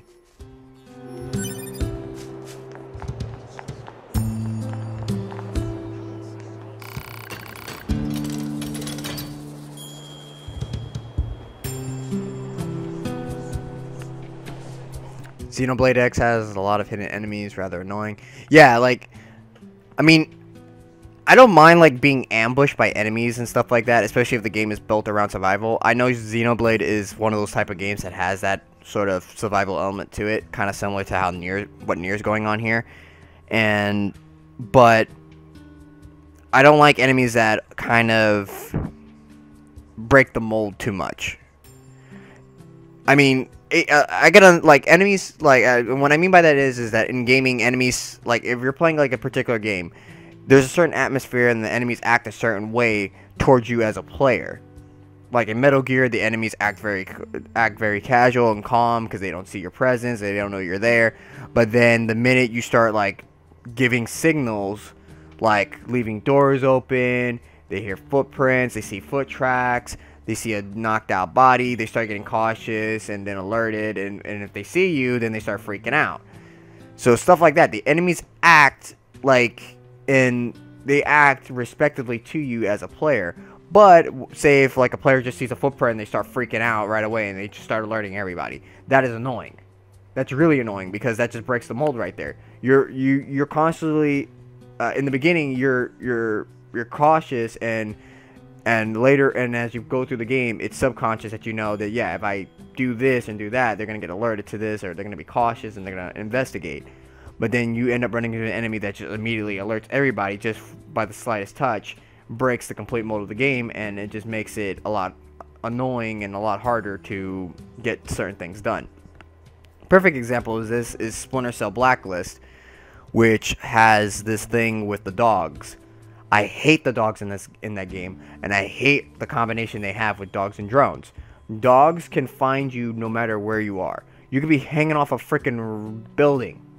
The dog will run towards where you are and look up and start barking. You didn't even climb up from there. You just literally, like, you climbed up from the building next to it and shimmied across. And yet here's this dog up your ass on the streets, looking up at you and alerting everybody.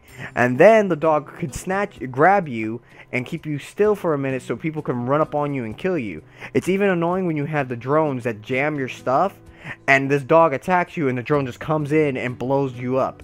And you can't do anything. You can't defend yourself. You're stuck in a quick time event trying to get this dog off you. That is annoying. That breaks the mold of the game. That's a perfect example of what I'm talking about. I don't like enemies that do that, because if the game is built to be stealth oriented and have all this in mind, you shouldn't be able to get spotted so easily by an enemy, and you shouldn't be stuck in a situation that's unavoidable. I mean, another example too would be Resident Evil 6 No Mercy mode. I mentioned it before, but I'll mention it again. No Mercy mode in Resident Evil 6 is a new difficulty that they added in via patch update on the PS3 and Xbox 360. No Mercy mode basically makes you not have it doesn't drop ammo. It doesn't drop a lot of ammo. It doesn't drop health items. You have to pick them up off the ground and stuff like that in the map. Enemies can kill you or down you with like 1 or 2 hits. Quick time events are a lot harder to perform, and they can actually kill you if you're not careful.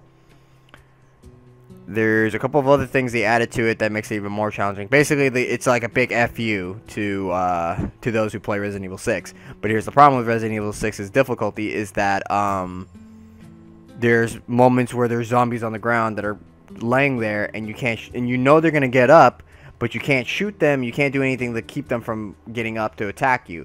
So you're constantly in a situation where you're gonna get hit by a quick time event that's unavoidable, when it shouldn't be unavoidable. Like, they force you into situations where you're in these tight little corridored rooms. There's no way of getting around it, and you have to walk past an enemy that's gonna get up immediately and jump at you. And then, not to mention that they constantly are dropping ammo, constantly dropping, and you run out of ammo so fast too. And you're running out of ammo, and they're supposed to drop like health every now and then, but it never drops any health. It never drops anything to help you when it comes to getting past. So you're constantly in critical, and if you just get hit once, you're dead. And it's annoying. The game mode is practically broken. It doesn't even, I don't even know why they put it in there, because they obviously didn't think it through, and it's just, the game just completely just doesn't work with that difficulty in mind. So that's a perfect example of just something being really cheap, and it's practically impossible to beat. So if you're gonna make a game that's like built on your, if you're gonna add like stuff like that into your game, build it around the game in mind. Don't just throw it in and not run a couple tests on it to see if it works. Just for future reference for developers who ever decide to put a random ass thing like that in the game.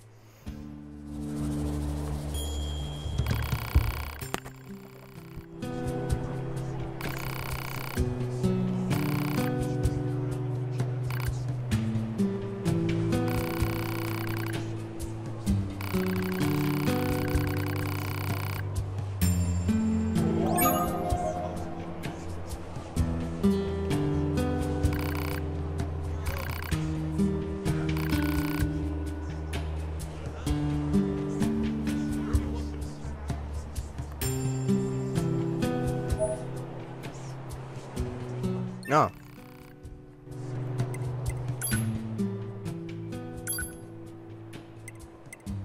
Aw, that sucks.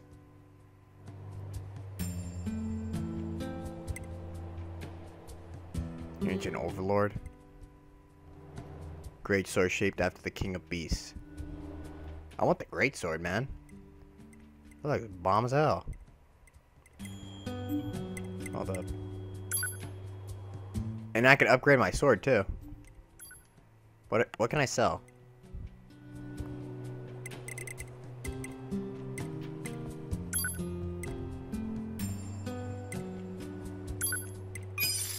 I just want to make the difference in money.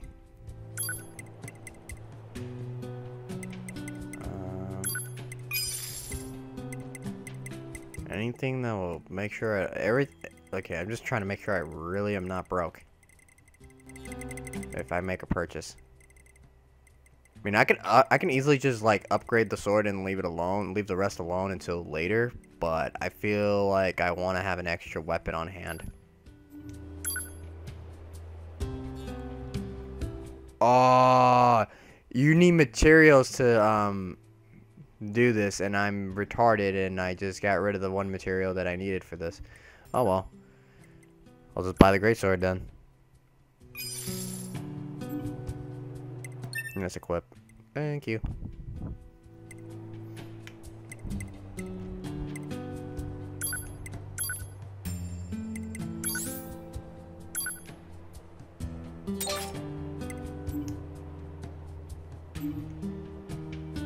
This is gonna take some getting used to. Damn, that sword is huge.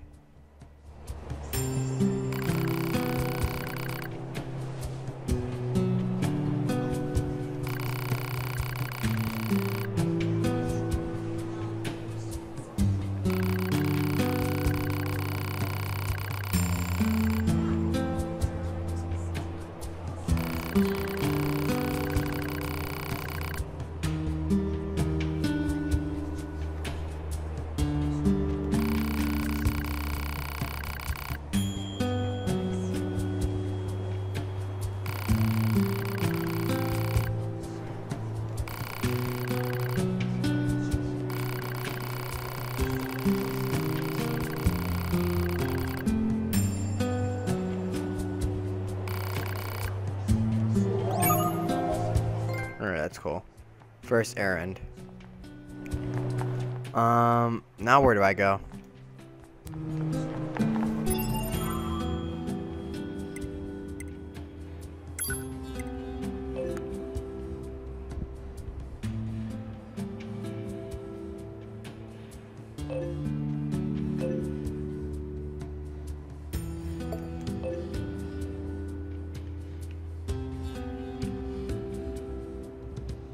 Is there anything else that I need to go to? I don't...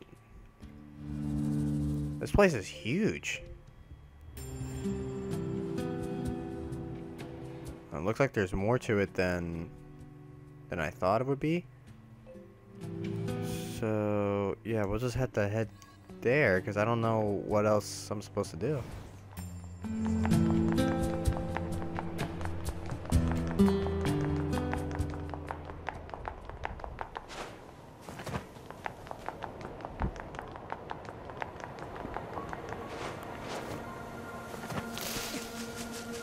My dog just freaked out for a second. I don't know what the hell that was about.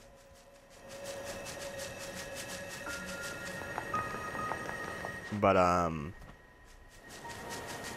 trying to think if there's anything else to talk... Well, because I know...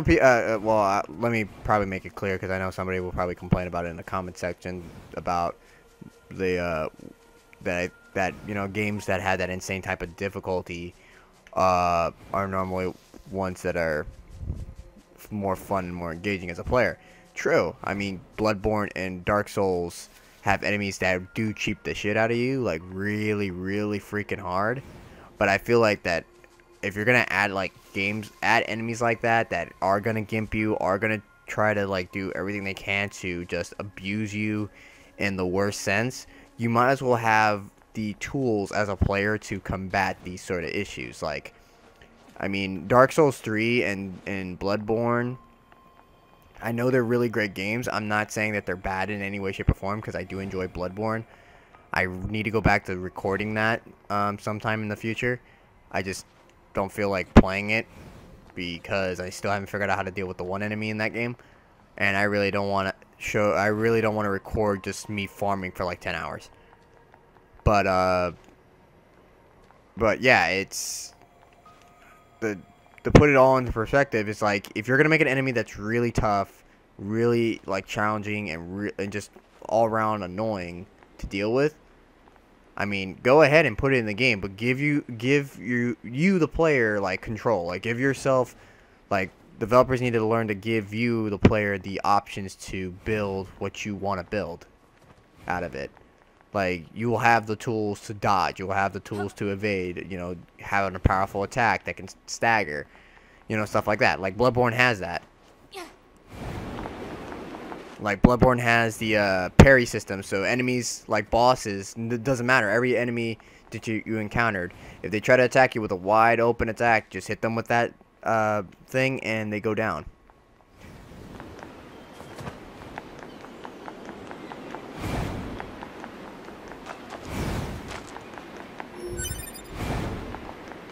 I have no idea what I'm doing. I'm just running around. So, like, Bloodborne gives you some of those options and some of those tools to just defend yourself and combat the enemies that are going to be a pain in your ass. But that's also it's also I guess you could say it's also understandable that that might not be enough. But I feel like that every fight should be somewhat fair or somewhat in your favor, even if the enemy is going to be a really annoying challenge to deal with. Kind of like how in the RPG spectrum, where my dog's being weird. In the my English today, I don't know what happened to it. Hold up, because I need a drink real quick because my throat's kind of dry.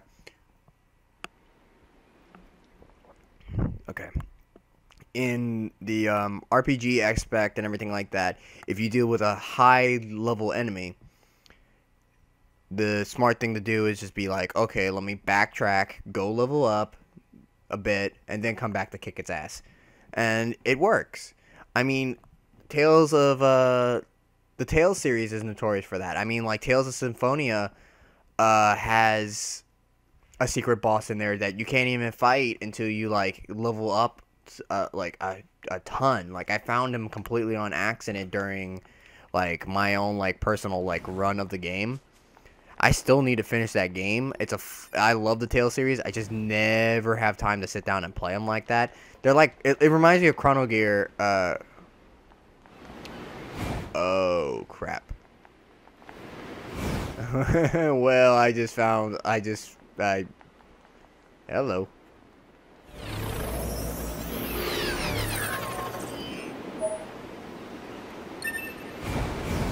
I just found my all my stuff.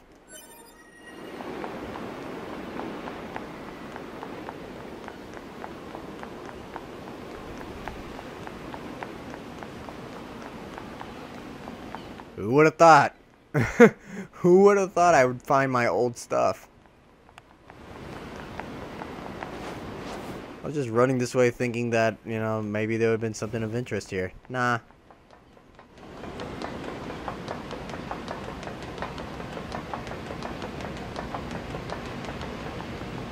Well, that's good though, because I have a ton of recovery units now.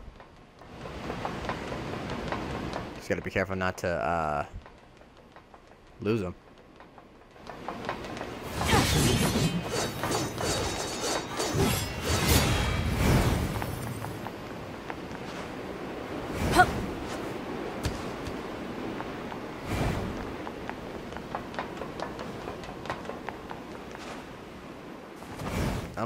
I lost my train of thought now because of just being surprised that they will let you get all your stuff back. Because most games just nerf you, like, completely. Like, you'll start off, like, really powerful, and then all of a sudden, boom, you lose all your crap. You have to freaking start from ground one.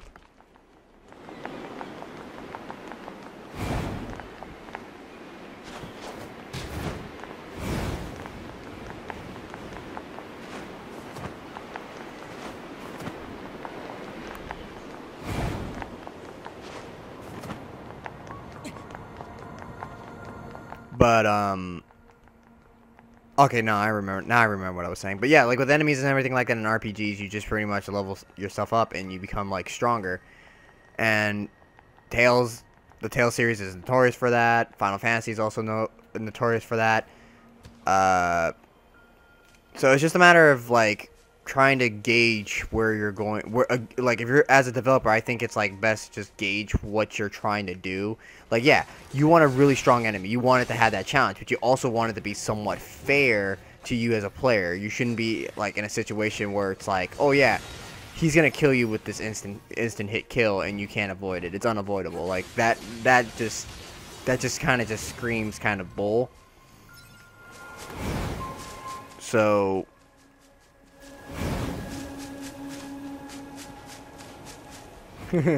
yay! I found all my shit. Yay!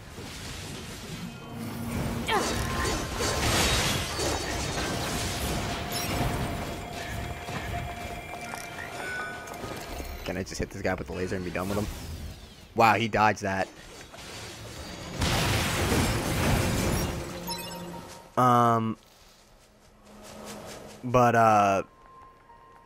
Yeah, it's just, I mean, I've, like, because I want to go into that field in the future, and, man, it's a long way, but I'm getting there slowly over time, and, I think, like, would be cool as a boss fight, just in general, is to, like, have a boss fight that really tests you as the player, like, all the stuff you learned, like, perfect evading, perfect, you know, dashes and dodges, parries, all that stuff, and it's also really fast. Like, he's unrelenting, unforgiving to you as a player. Like, it's like a true sense of challenge. Like, it's meant to actually challenge everything that you learned up to that point.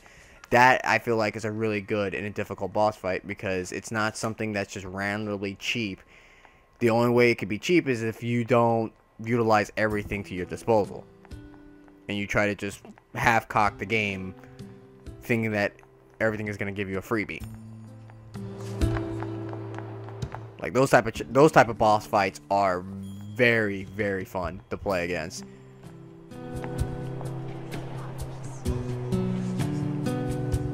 Or one that, like in the very beginning, right, makes you Kingdom Hearts 2 did it, where during the data battles, I forgot what the guy's name is. I think it's like Lexian or some shit like that.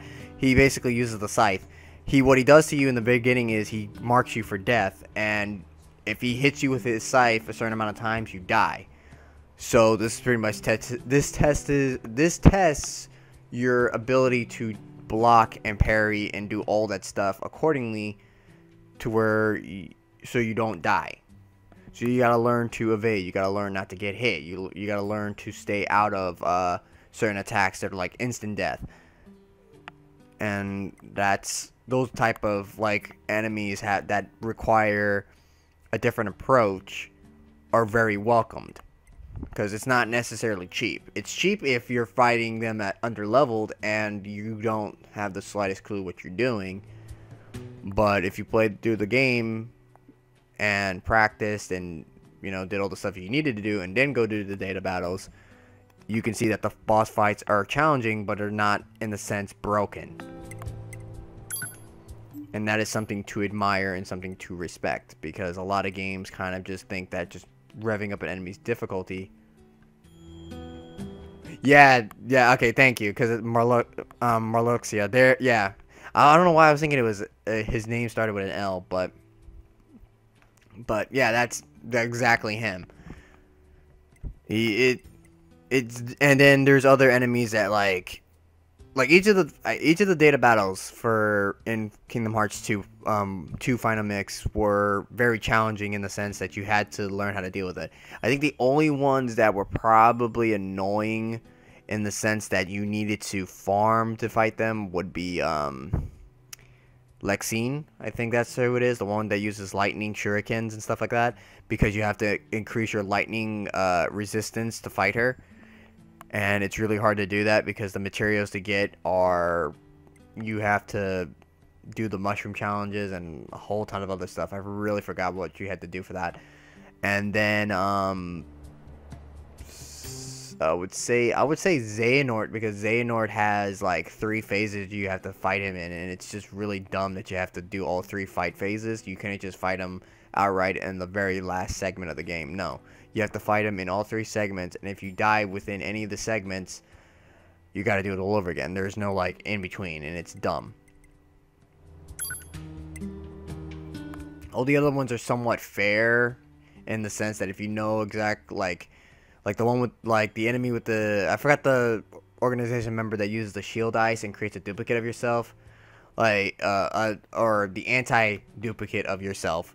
Like when when you fight him, all you gotta do is just know how to use your lightning and fire. I think he's weak to lightning, and he goes down easily. So you just have to bump up your magic and stuff like that. Each of the enemies is basically teaching you, or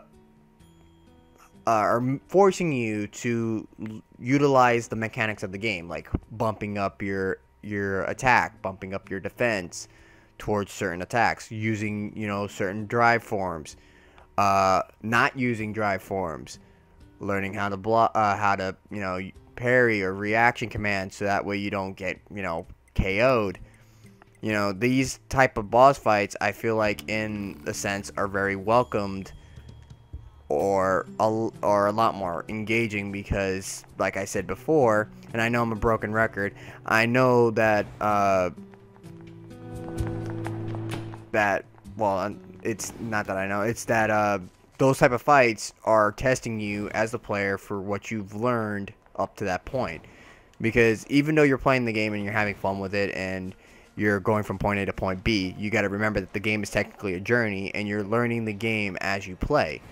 So if the game teaches you each step of the way of how to play, then it's something to, you know, admire or respect.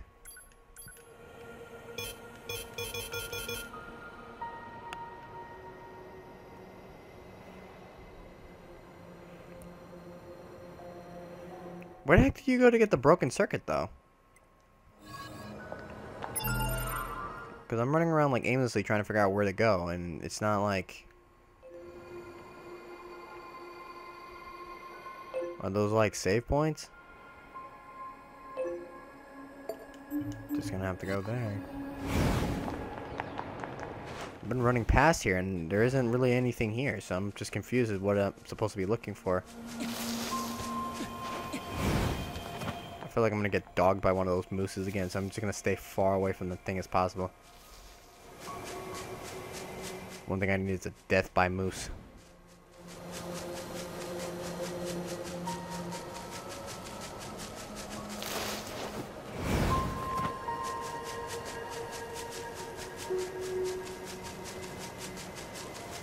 Like, it's telling me to look around here, but it's like there isn't anything here, so what exactly does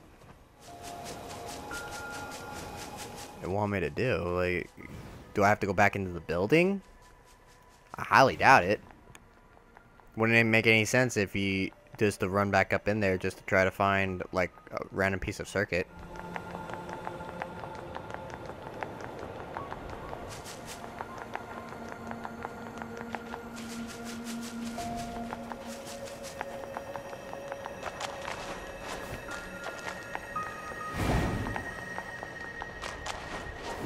Whoops. Trying to jump up the normal way. There we go.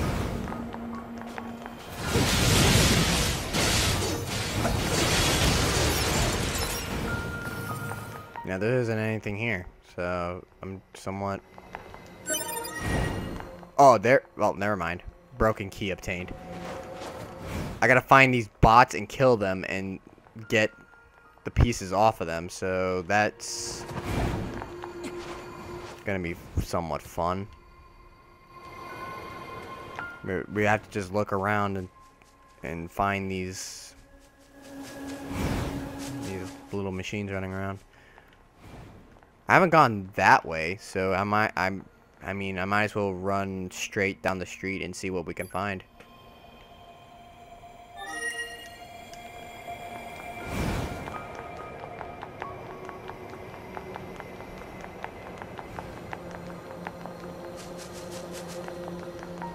This game's atmosphere is really nice too, because it's not like... It kind of reminds me of I Am Legend, and I know a couple people... It's a good movie, and I know, and the reason why I'm saying I constantly say, like, I guess a couple people have seen it or not, because I never know if someone's watched the movie or not, because my taste is a little weird. And I'm completely honest about that, because there's just no avoiding it, because people don't even know what the heck Legacy of Kain is anymore.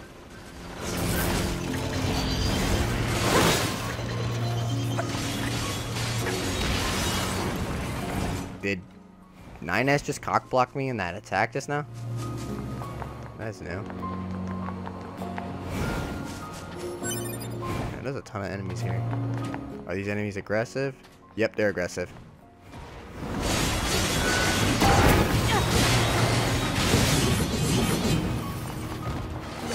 Oh, and they're a little higher level than me.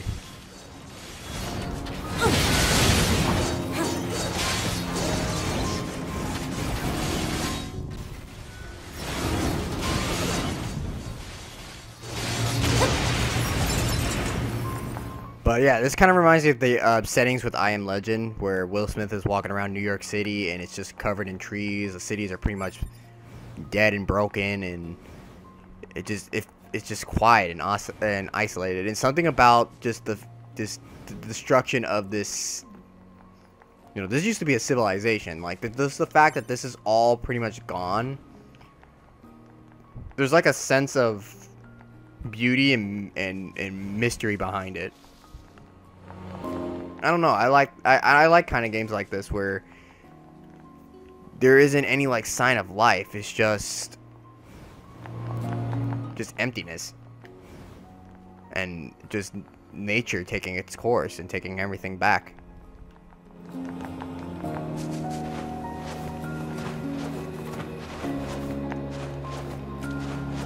Like there's like beauty and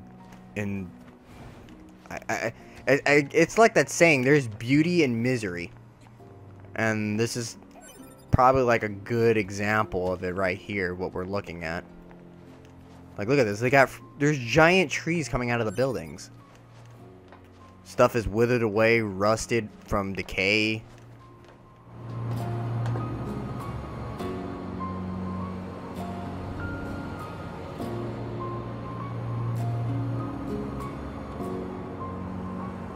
Actually, I want to take a screenshot of this. I want to get a good shot, though.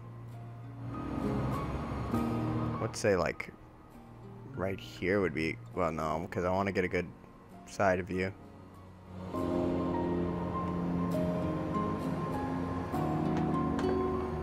No, I fell off. I always do that. I always, like, take a little screenshot during playthroughs of games like this. Just because...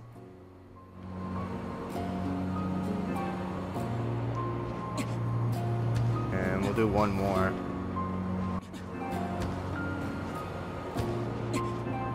There we go. Because I keep seeing 9S jumping over here, and I'm thinking that he's like trying to photobomb the shot.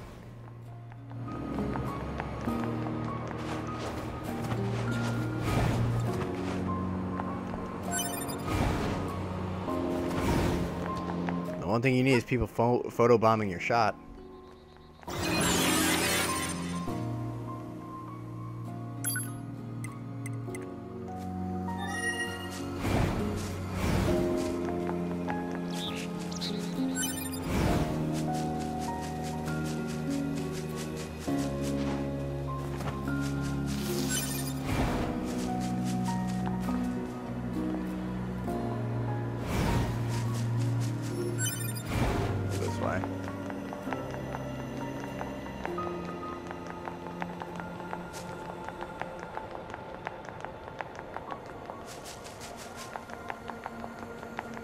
They kind of just let you out to do your own damn thing, huh? Because I don't even know where I'm supposed to go. I'm just kind of exploring.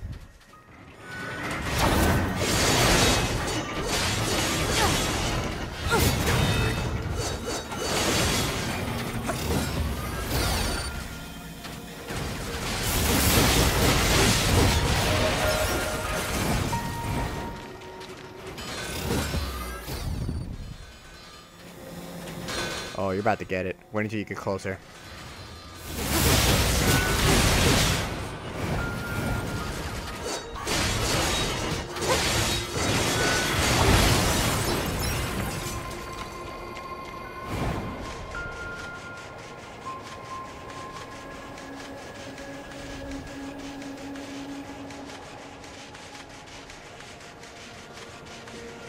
Sand?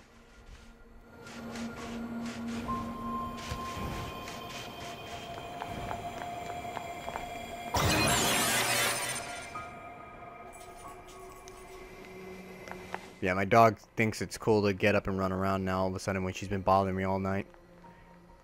One of our teams came under attack just the other day. Who knows what'll happen to us next? Things have been dangerous around here lately. Things have been I don't think I should go that way because I don't know what is in store for me. I need to figure out what I need to do next. All I can think about is just the side objective that we have.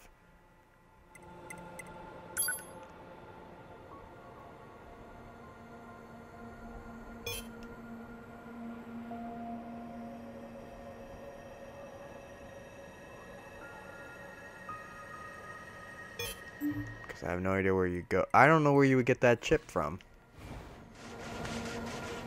Because it's just kind of...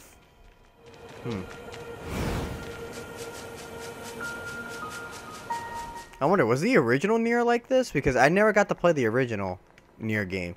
And the two games don't... Well, the two games kind of correlate with each other. They don't necessarily correlate like that. Like, you can play this game without the first game interfering, but like gameplay wise, I'm thinking like, was it ever this open world before? I don't even know. I mean, I've seen a demo of it, but that was like the first like opening segment of the game.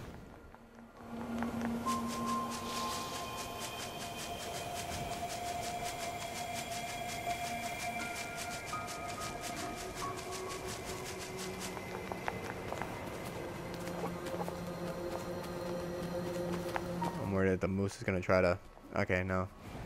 I wanted to get close to it, but I'm also afraid that it's like gonna try to one-hit kill me.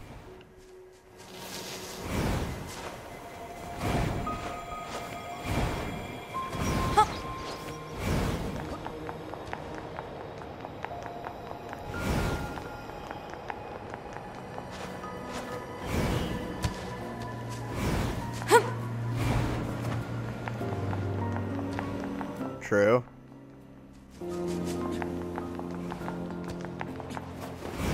Like the details in this game are ridiculous. So apparently, what started the NieR series out of Drakengard was like in one of the endings in Drakengard 1.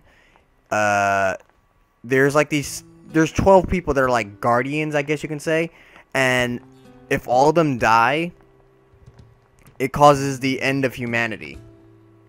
And it rains, and like something comes out of like this thing called the Mother or something like that. I don't remember the exact details. Comes out of like nowhere and starts to go into another dimension. It starts killing off like human beings. So the dragon that you end up having, the red dragon, I forgot what his name is called, something with a C, goes into this other dimension, and it turns out that it's modern day Tokyo.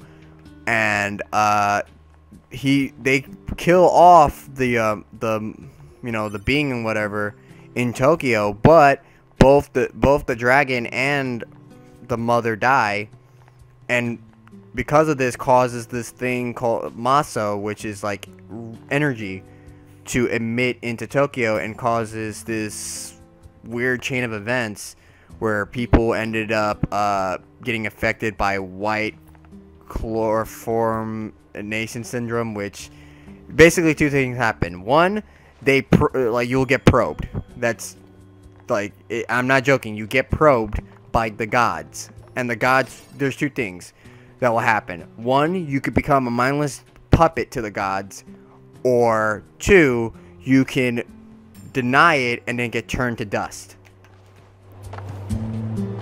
So yeah, that's a thing apparently, that the gods are playing with human souls.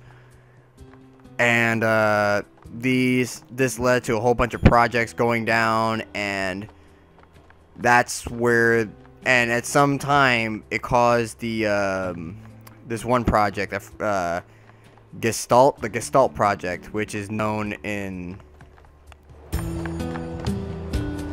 the Gestalt project. Basically, is that the human beings found a way, using the technology from the Maso and everything like that, to separate a human soul from their body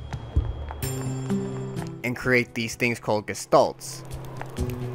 And by doing so, you know, save as many humans as possible until they can figure out a way to stop the white chloroform syndrome, or whatever it's called. This doesn't go as smoothly as everybody intended it to be, because sometime later on, the plague was still a thing. A bunch of stuff has happened in Tokyo. Tokyo became became ground zero because everybody around the world dropped a freaking nuke there. Didn't help it at all, because it just spread it to everywhere else. In you know, Asia, China got hit. A bunch of places got hit. The world was constantly being drastically changed over time because of this. And then that's kind of where the events of NieR start taking place, is a little bit after the Gestalt project, because you as NieR are the original Gestalt, and you have the pretty much the like primary, you have the original codes to be able to change like the events and kill off a ton of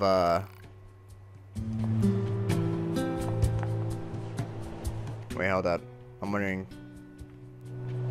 Okay, how do you rest? You're like, should we rest? It's like, I wouldn't know how you would do that. Through this door, maybe? No.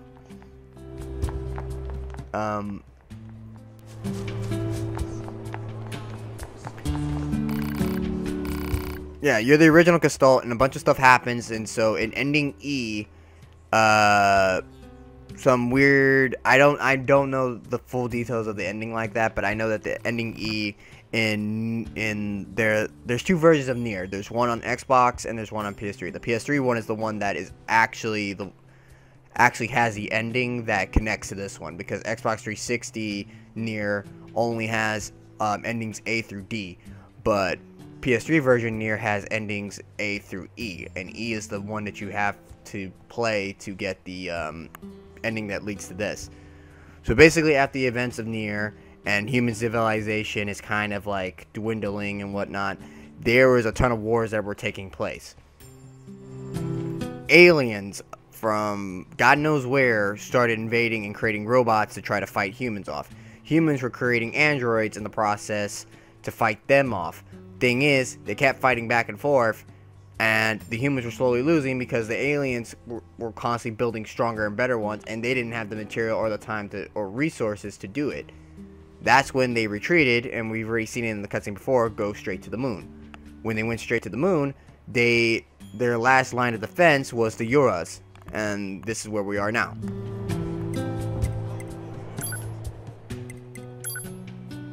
Very strange story, very complex. I don't know exactly what to say about it.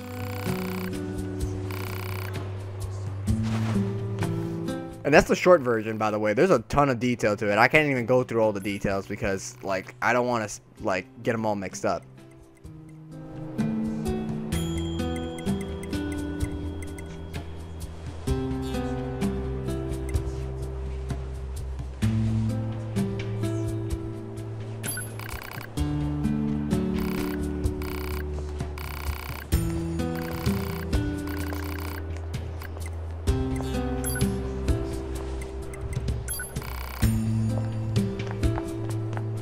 Well then, yeah, exactly. There's just a lot of detail for one game, and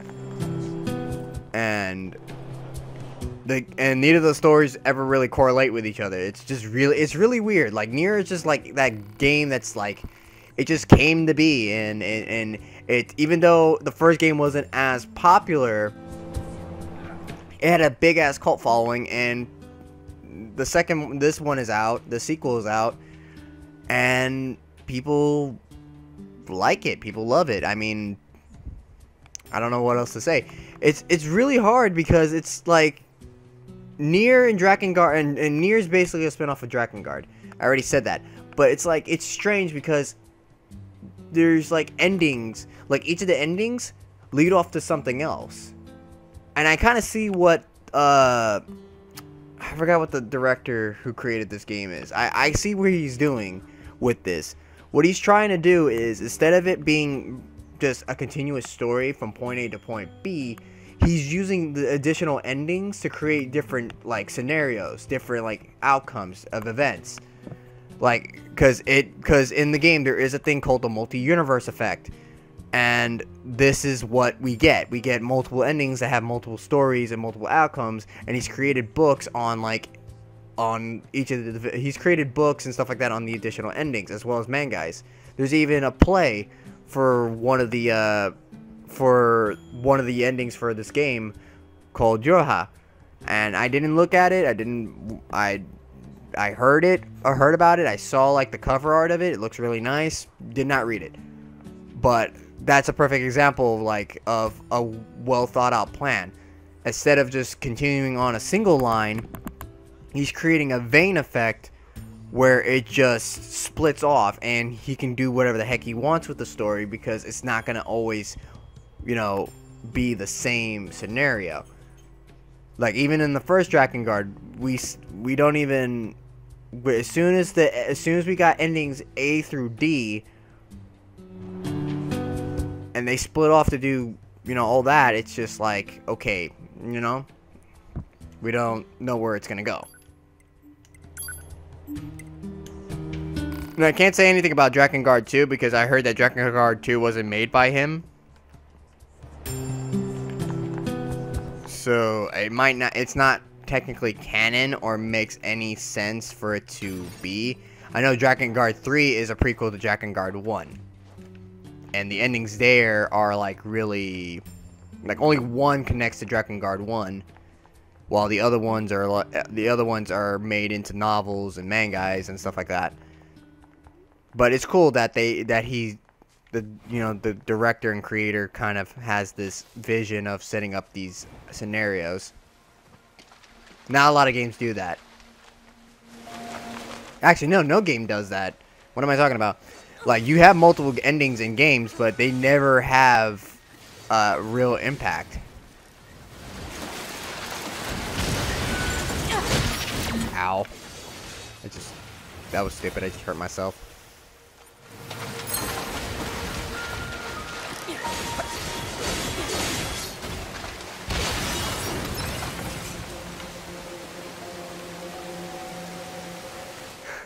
I can't handle this story. I don't think you're supposed to handle it. I think you're just supposed to play it for what it is and just go on with it. I mean, that's how I do it. Like, a lot of the games, but I find that interesting though, because like I said, many games don't do that. Many games have these multiple endings, but the endings don't have any impact. They don't have any real detriment to the game as a whole. I think the only game that ever really stayed true to the ending itself was Infamous. Infamous had two endings. You had a good ending, you had a bad ending, and depending on what you did in the first game, the second game will continue on after that. But it wasn't until Infamous Second Son where the majority of players chose the good ending, apparently, and so they created a world that is based on the good ending and not the bad ending, even though the game itself kind of had I'm sorry, but Infamous Second Son, I think the review I made for that game was pretty much spot on. The game was nice, it felt polished and smooth in areas, but it feels like the story it's not held up to be one of those stories that, oh yeah, it's each ending actually makes sense. It just doesn't. It doesn't make any sense at all. Because the bad ending was kind of just... I can understand why they put the bad ending there, because it's Infamous. I mean, it's notorious for having a good and bad ending. that judges you as a player. But in that game, it just wasn't built with that in mind. Like, it just felt like the good ending was really the canon ending because of how Delsin acts, like, during the beginning segments of the game, and how everybody in the how his family and friends are pretty much like all have stone in their, like, he has to go and freaking stop the freaking, I forgot what the chick's name in the antagonist, basically, to try to get her powers back.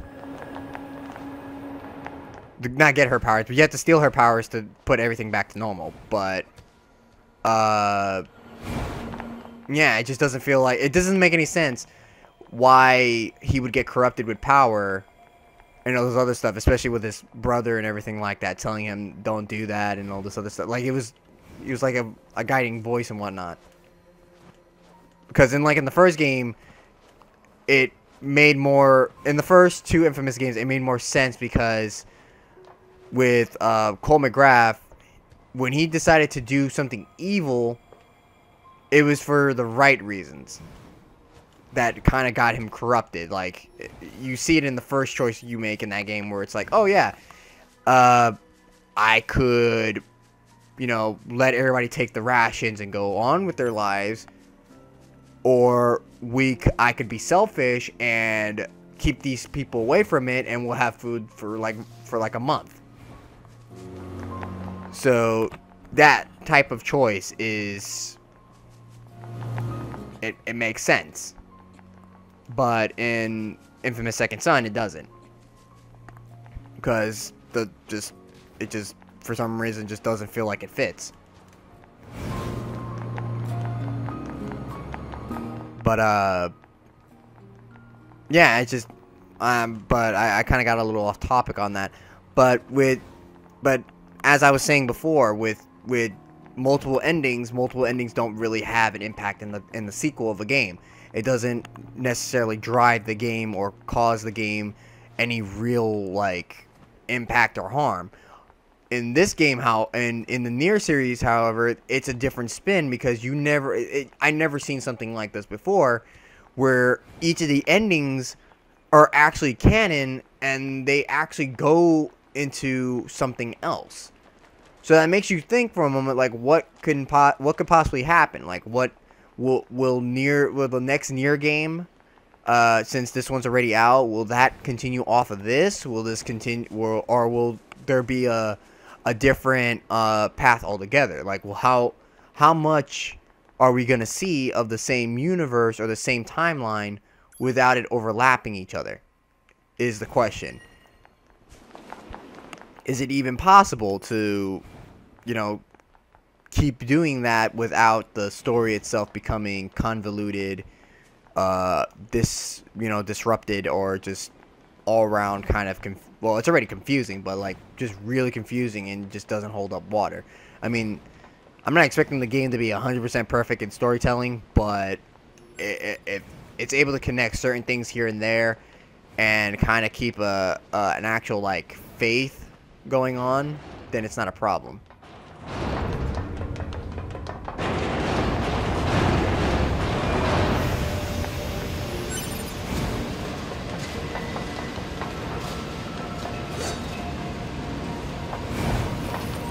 Can't press that button.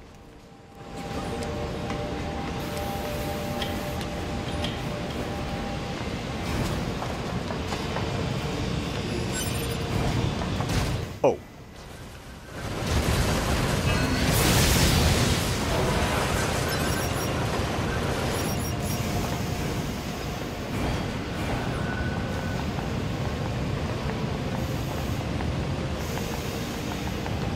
I know I beat a dead horse when I talk about these sort of things, because it's like, dude, like, this is a little too deep for something of my liking. But it's like, the reason why I talk about stuff like this is because I want to stay true to myself as somebody who wants to go into this line of work, and also that this is something really interesting to talk about. And I used to do this a lot with Jet Set Radio, but then I stopped in like newer playthroughs, because it's just something that people don't understand, or Well, it's not. No, it's not that they don't understand. It's just that they don't want to hear that sort of stuff. So.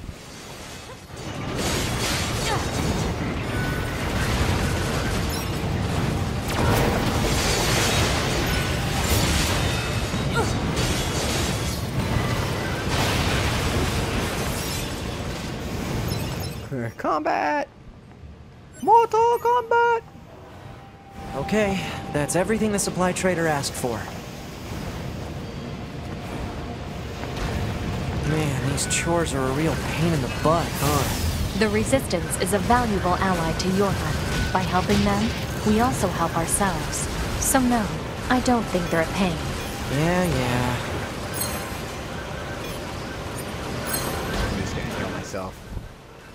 Because, I'm not gonna lie, I hate those type of enemies that use turrets. They suck. They're not fun. You know, I could easily just run back outside, but I feel like I feel like I'll find something if I stay here.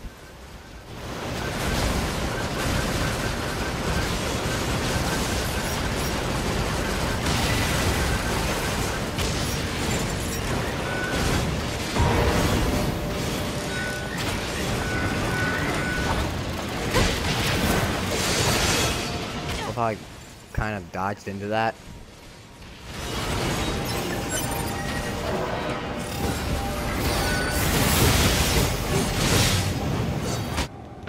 What?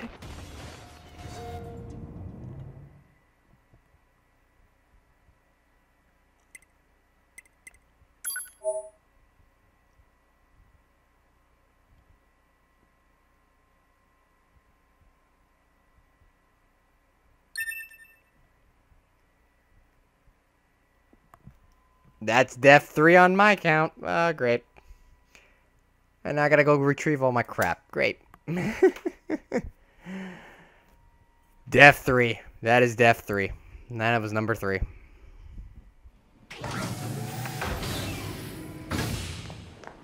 That sucked.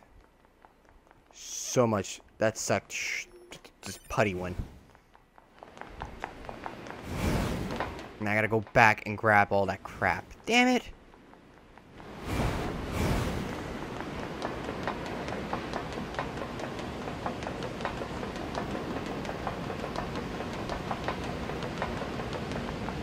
You know what I was saying to myself when I played the demo and I saw how fast she runs, and she picks up speed over time. Like she just becomes a freaking bolt of lightning. I literally had to say to myself that how can she run so fast in them stilettos, in them boots? Like those are boots. Like I don't even know. Like are they? Can you even call those stilettos? I think those are stilettos. Like they're boot-like shoes. They're not pumps. They're not anything else out of the... I don't even know how to... Like, I don't even know what the heck you would call those. We'll just call them boots, because I don't know what... I don't want to be like... You know... Try to be technically correct about it. Because then it just is retarded. But yeah, like, she's wearing high heel boots, and then she somehow magically is able to move like a freaking freight train.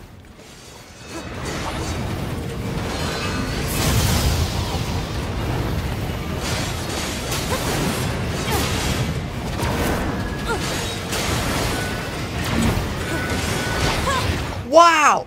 Oh, hell no. Hell no. Hell no. Chill up here for a second. I just got punched.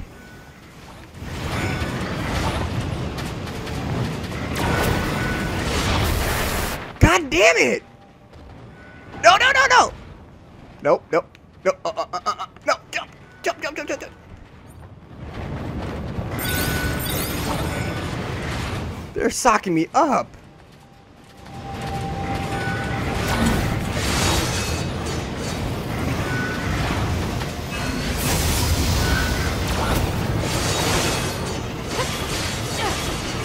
This camera angle doesn't help. I mean, it's not a bad thing, but it doesn't help when you got these enemies that are so big they can kill you in one hit. This kind of sucks. What the fuck? Oh god. Nope, nope.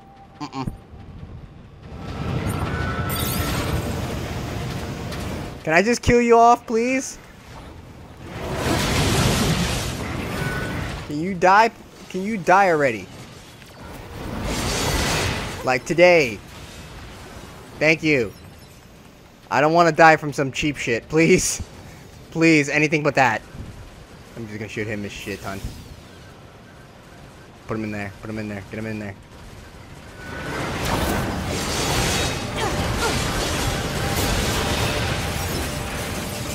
Thanks a lot, 9S. You're very helpful up there in the jumping like a moron.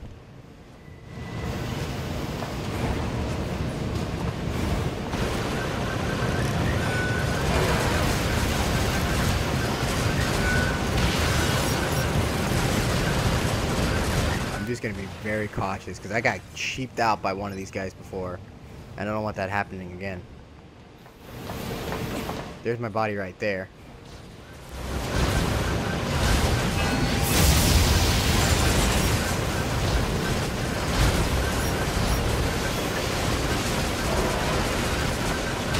Try really hard. Get the fashion police. No, but seriously, I'm so. Oh god. Hold up.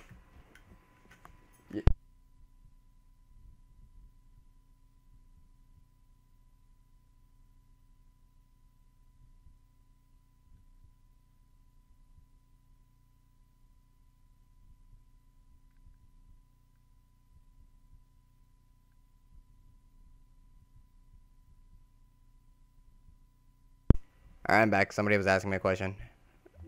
Oh god. Trying to.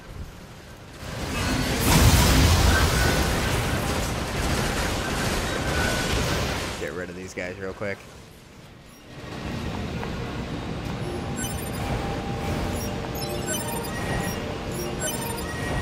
Alright, let's look at the body.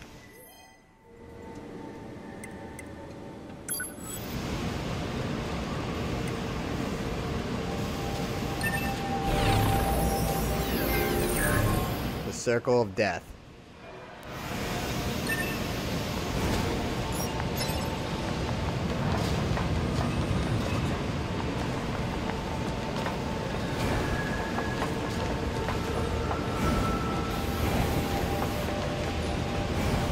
Okay, you know what? I don't want to explore further back.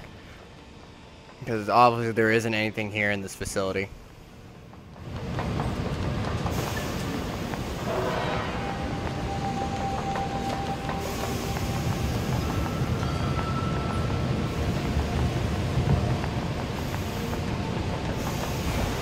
I wish you can fast travel.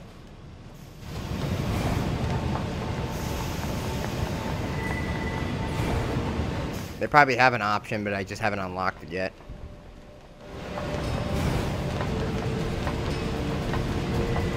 Or maybe there's like a chip that makes me run even more faster than when I ran here. But seriously though, like how's she able to move that fast with them boots? See those boots? Look at the boot. Those are boots. Those are pure A boots. Yeah, she's running so fast, like a track star. It kind of reminds me of that one episode of the Boondocks. I don't know if anybody's ever seen that shit where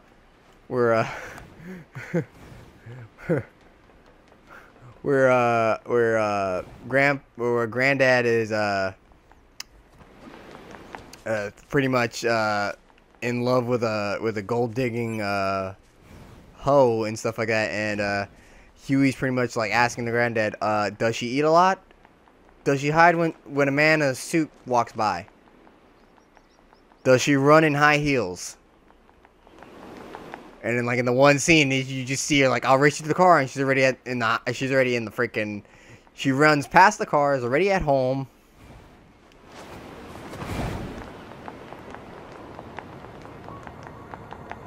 Just freaking just ridiculous. Kind of reminds me of that. Like she just is that fast in boots.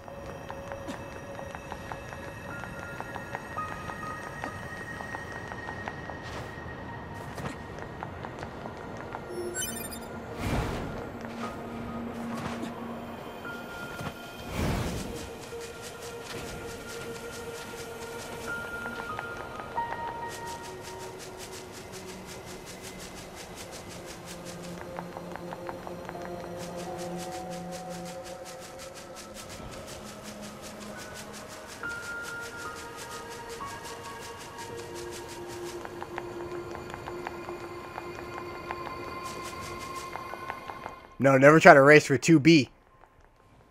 9S is even having a hard time keeping up. Look. You're gonna lose that race every freaking time against 2B.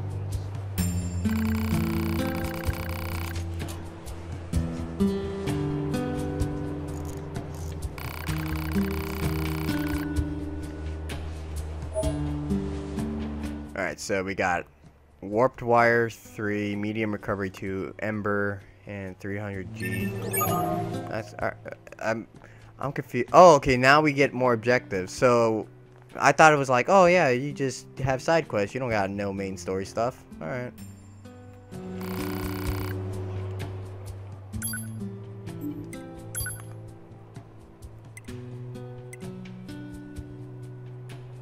Beast hide. I wonder where you get the beast hide from. Do you like kill the mooses and they drop, or animals and they just drop that? Maybe. I don't want to kill animals and get labeled at that, because I've done that before where I've just attacked random animals in games and people get offended.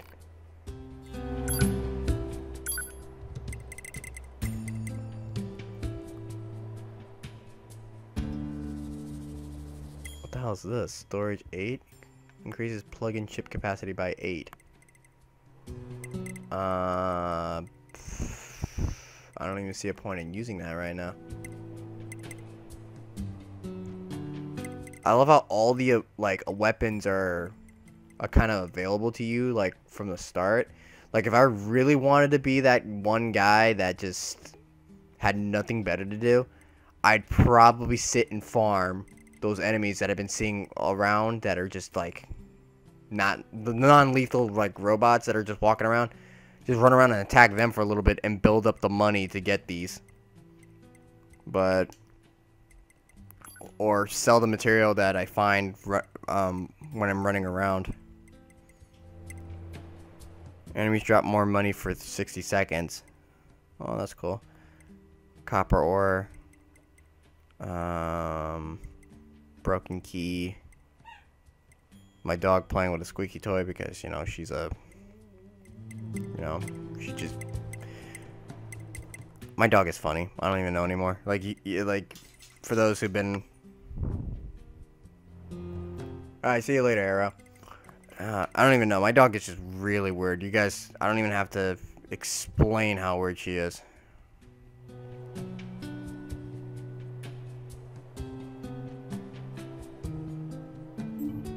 She's just really strange. She's a really strange dog. Alright, let me scratch my ear real quick, because it's bugging me. And let's go talk to this lady over here and see what she's got going on.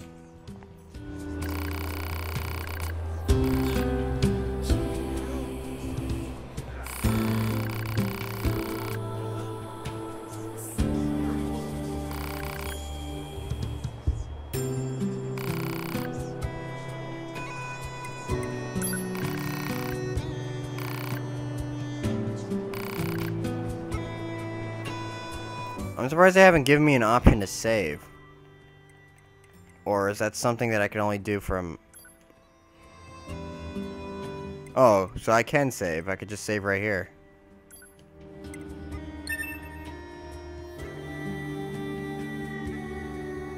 I didn't even know. I thought you had to like get to like a rest point or something, so that's cool. So I could stop at any time if I feel like it. We're gonna do this thing with the desert and see. 042 to operator. Coordinates confirmed for location specified by Resistance Leader. Understood, 042. Placing marker on target. The desert heat is going to make resupply efforts difficult, 2B. Please make sure you're ready before you go.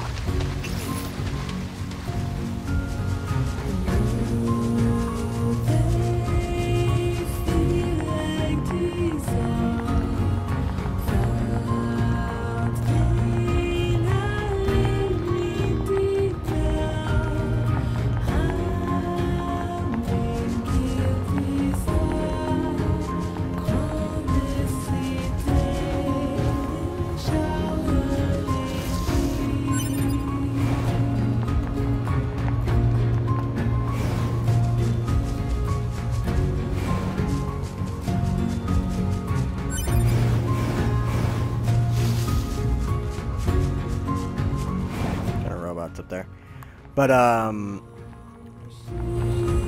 trying to remember what I was saying before I got sidetracked. But yeah, depending on how everything going with the desert stuff, I might stop recording, but that's only for a little bit because this game is really fun and I want to keep playing it for the sake that I just want to. Like, I know I should be doing like something like doing Kingdom Hearts or maybe more Final Fantasy, but like this game just came out and I've been wanting to play this since I've been wanting to play this since the demo, because the demo was just really well done and just feels really smooth even now.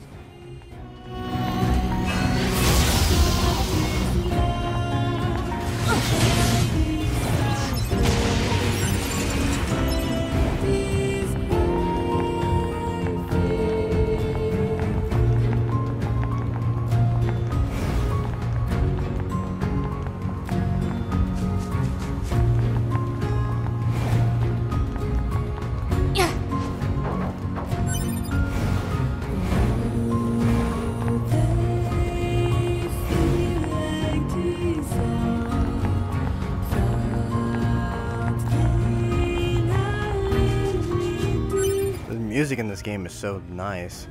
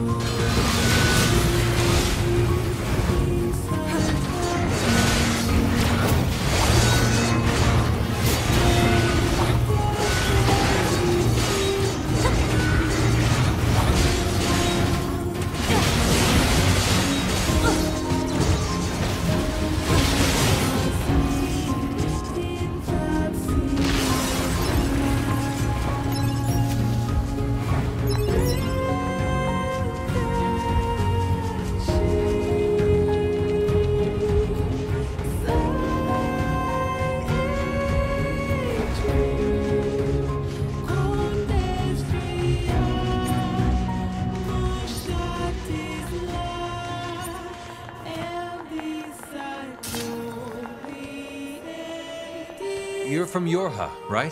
I've heard about you guys. We've got a squad mate waiting in a rocky stretch up ahead. Head on over. Just remember that there's nowhere to resupply out there. If you need anything, best to take care of it here while you can. What can I help you with?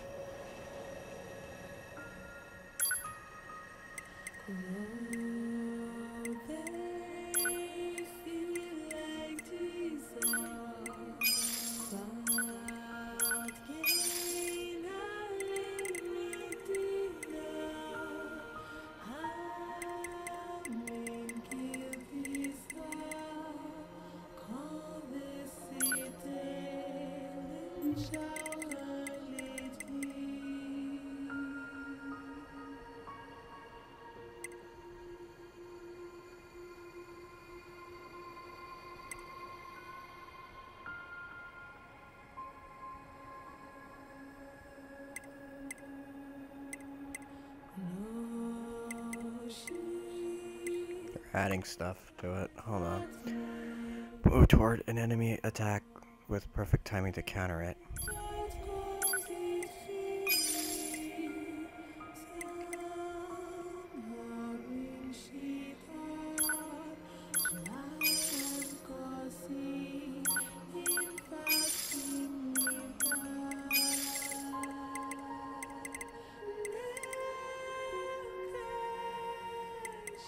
I already have the XP gauge. All I want is the only thing that would be worth it is the fishing.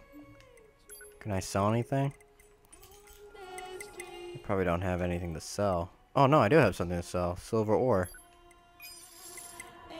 Sell that. I mean, because I can't really do anything with the upgrades right now.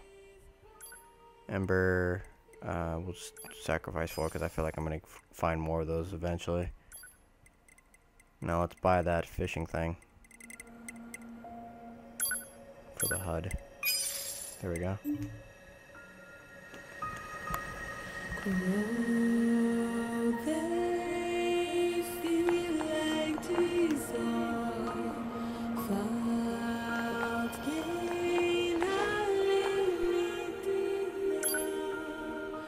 Quick save here.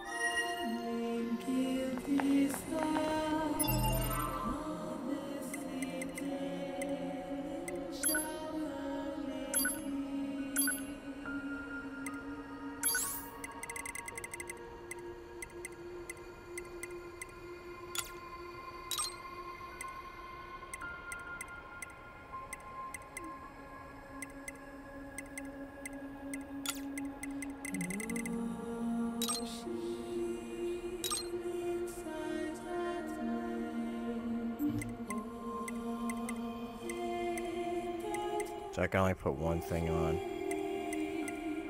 So where's counter? Counter's already in. Alright, so we'll just have to do this for now. And I have to wait until all the other things are... Use auto healing items if HP is lower than 30. Nope, can't do that either. Alright, so it's just gotta be a little bit more cautious.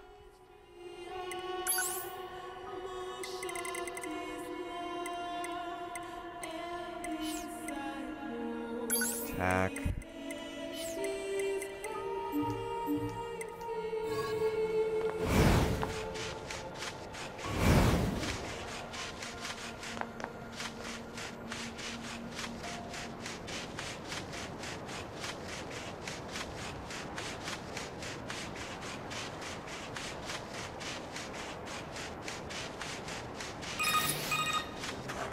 The Council of Humanity has a message for all of our brave androids fighting on the surface. Currently, our struggle against the machine lifeforms is at a stalemate.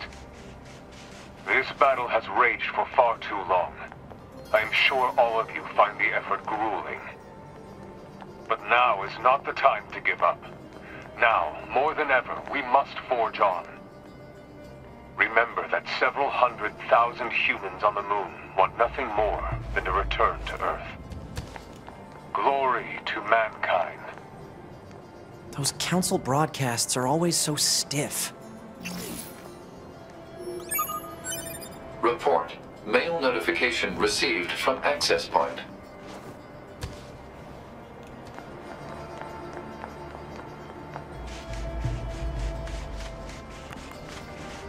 Oh shit, there's a cave down here?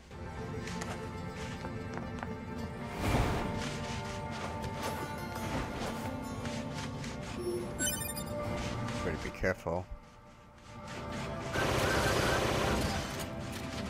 I hear shit. Oh shit, they're... Oh god!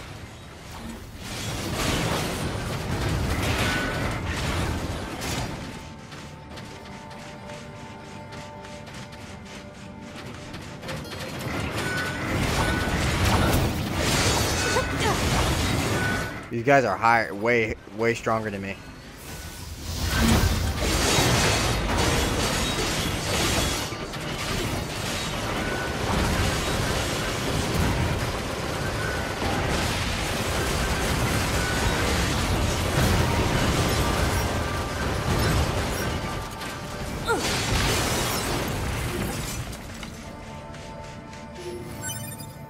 Yeah, I probably shouldn't be down here. This doesn't seem like a safe place to be. I might have to go back up to the surface. That door's locked.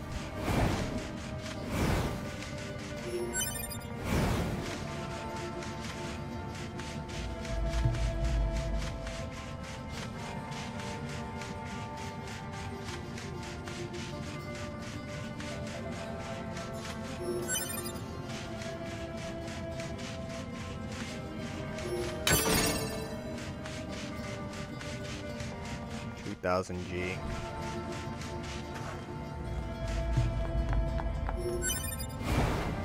Copper ore.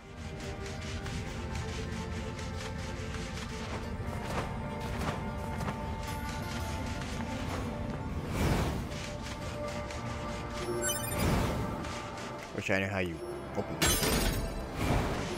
Gold ore. That's locked. Can't mess with those.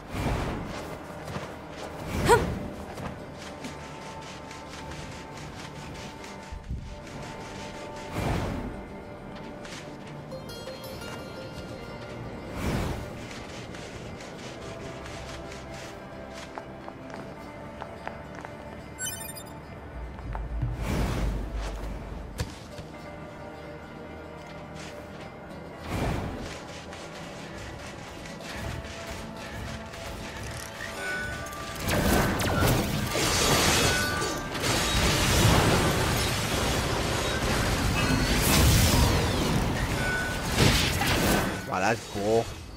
Did the attack and I still got hit.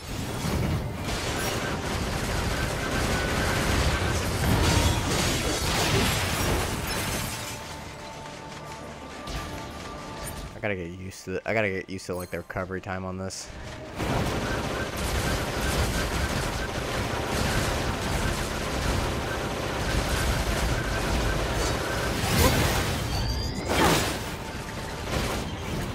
Oh, that made a whole lot of sense. What was that?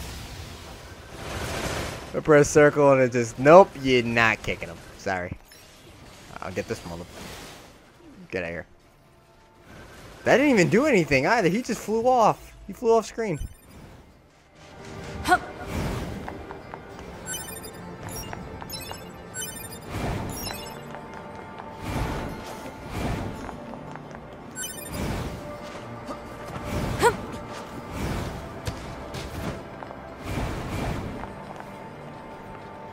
What the hell are those things? I want to fight them.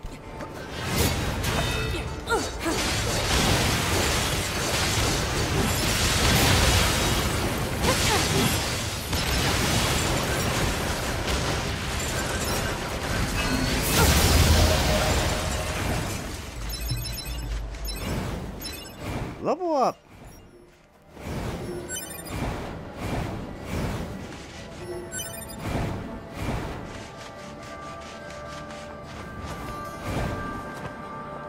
Hey, our leader told me all about you. Name's Jackass. Nice to meet you. I hear you're planning to take out all the machines in the desert? Guess that means we need to get that entrance open. Looks like it. So, Jackass, was it? What are you doing all the way out here? Hmm? Oh, that? Well... wouldn't want to have anyone getting tangled up in that, now would we? Don't go trying to be a hero, alright?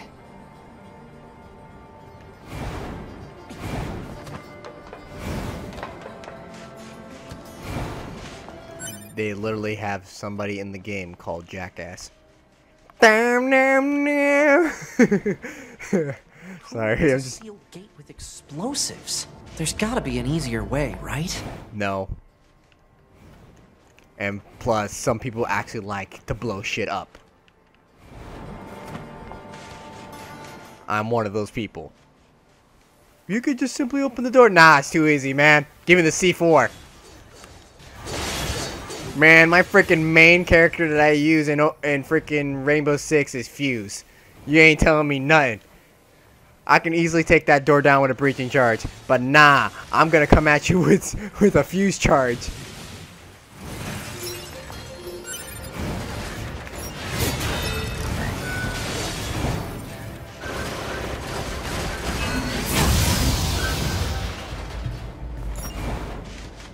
Cool guys don't look at explosions, except if you want to see the carnage. 'Cause that is something to admire.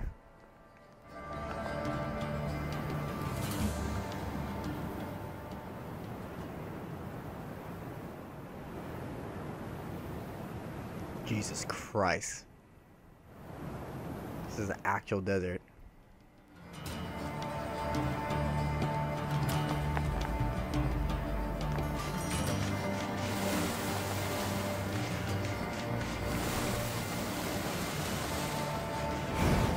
This sand sure is slippery.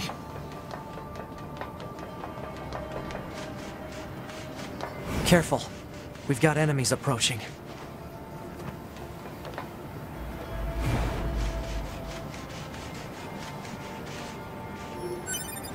The fact that this is an actual thing amazes me.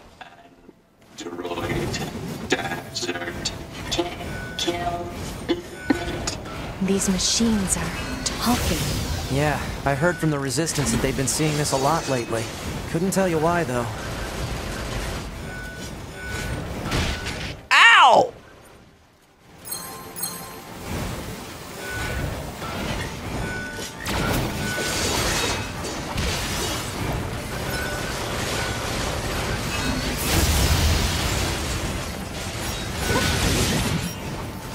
Trying to grab all the materials on the ground.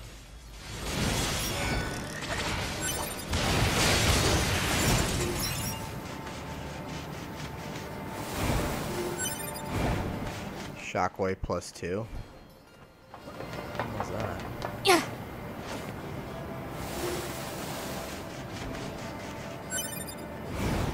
Tech manual obtained.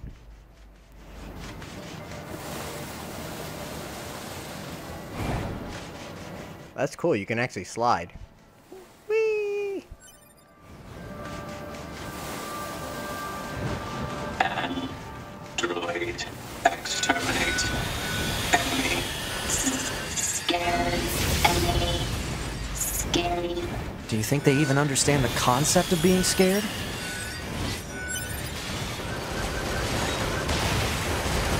What if the android? What if these robots actually are getting a sense of humanity? Like they're becoming self-aware.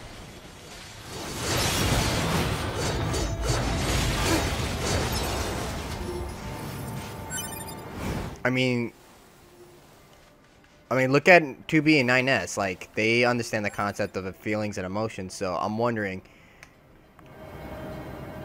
like, do you think the robots might be doing that as well? Because they're saying scary and they obviously identify and know exactly what the heck I am. So I'm wondering, is there more to it than just...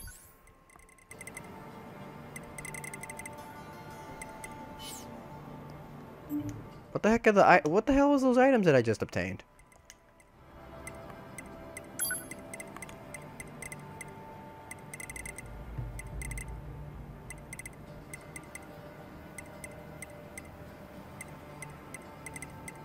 Oh, range defense up. Okay, that's what it was. Thought it was something else. Thought I saw I thought it was a chip, but I guess I was wrong.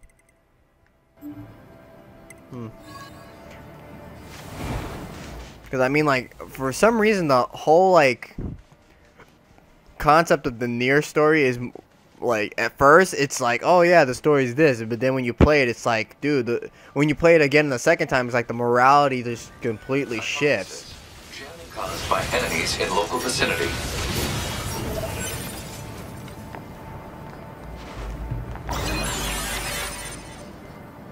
So who knows? Maybe these robots are actually becoming like people, and they're gaining a consciousness that is, you know what I mean? Like, I don't even know how the heck to explain it. It's like it's just really weird. It's a really weird subject as a whole. I don't even want to like really talk about it, because thinking about it kind of just is just Like, it's fascinating, but it's creepy at the same time. I'm sorry, it just doesn't fly with me.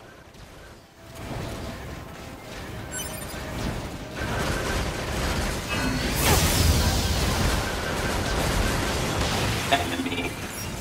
Kill enemy. Why? No. Stay away. What's with the weird-looking outfits? I've seen that sort of thing when I was going through some old data. It looks like what humans used to wear long ago. Certain human collectives used to use face paint like that, too.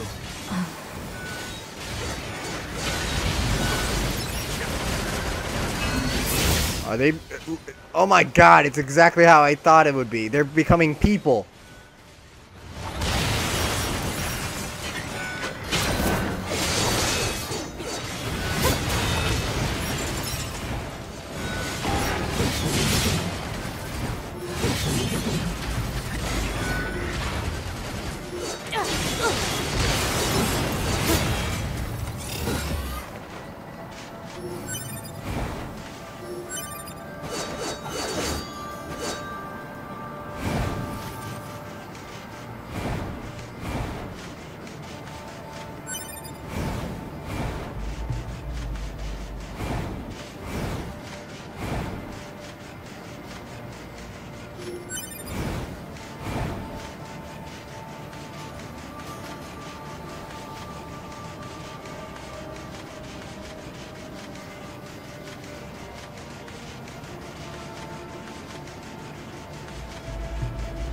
She runs a little bit slower in the sand.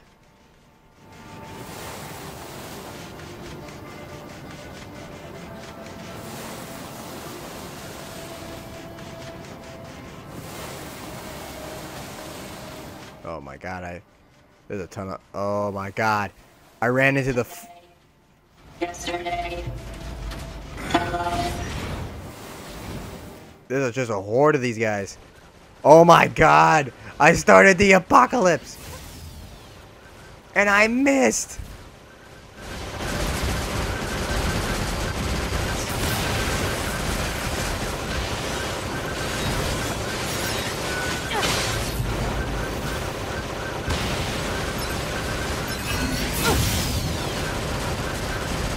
How do you dodge that, I wonder? Like, I just shot that railgun and point blank and you're...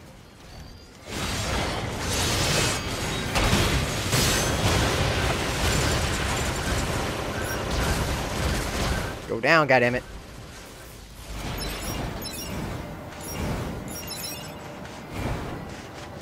Too many freaking robots.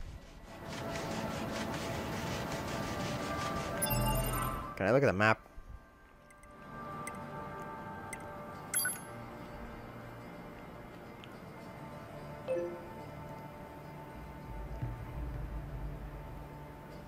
Wow, that's a lot of that is out of reach. Jesus Christ, this is a big area. I thought I covered the most of the area. No, I didn't. This whole thing is desert. There's nothing but sand. Get the fuck out of here. It is way too big. Way too damn big. Mark that real quick so I know where the hell I'm going. Jesus Christ, it's so fucking huge.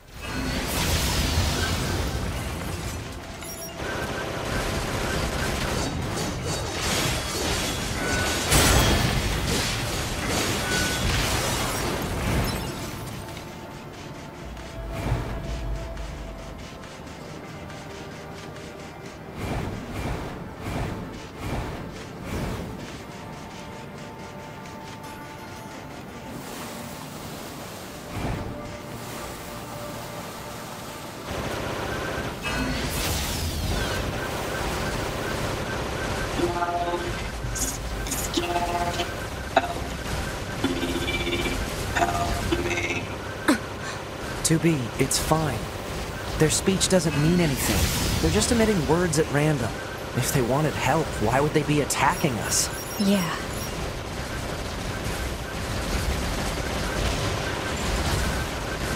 Because they're scared. You're saying, like, that doesn't make any sense. Like, Oh, why would they be scared? Why would they if they want to help, why would they attack us? It's like because they're scared. That's a natural response.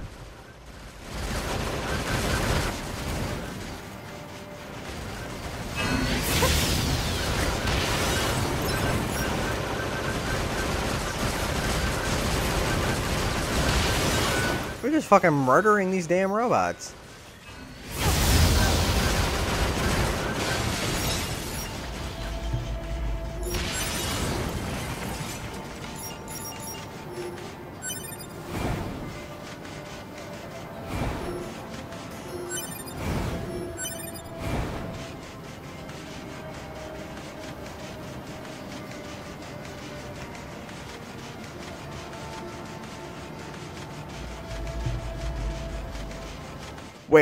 Wait, those chips I'm picking up, right? Are they making me, like, move and stuff like that automatically faster? I thought you had to equip those.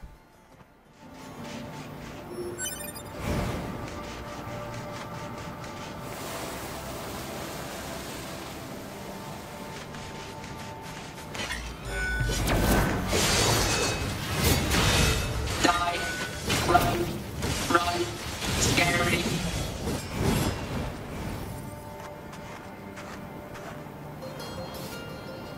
It's heading for that rocky area. Individual target ID marked. Dude, it ran.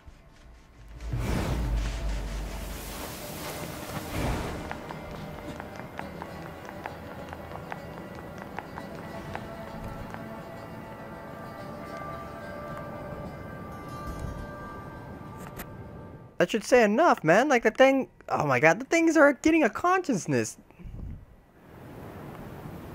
Why would it run off like that?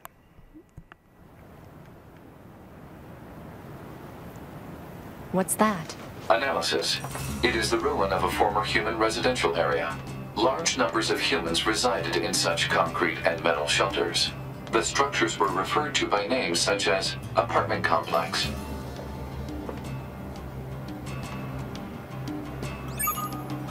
Report. Mail notification received from access point.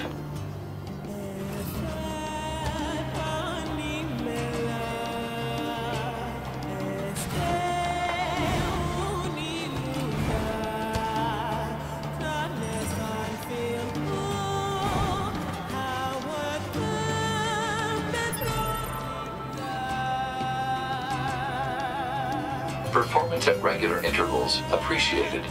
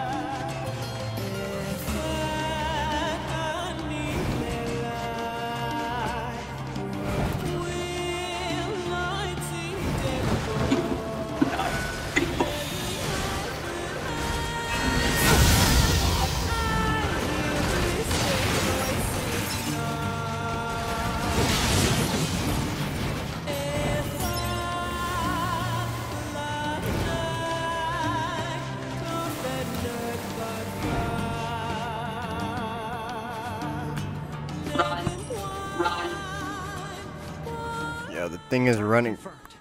Let's get him. This thing is running for its life, bro, and we're just trying to mercilessly kill it.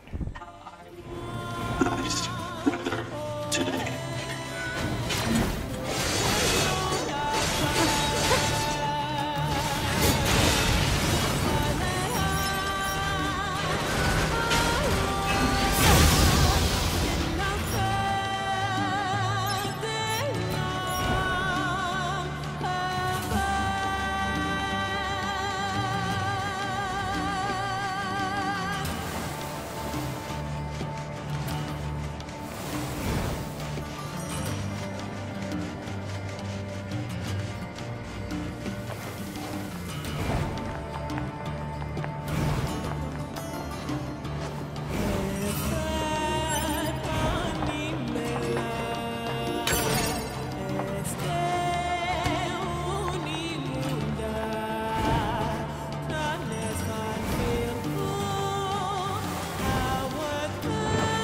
Androids are scary.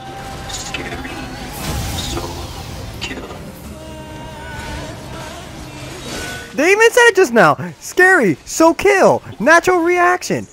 These fucking things are having. These things actually are alive. Stay back. That's so fucking weird.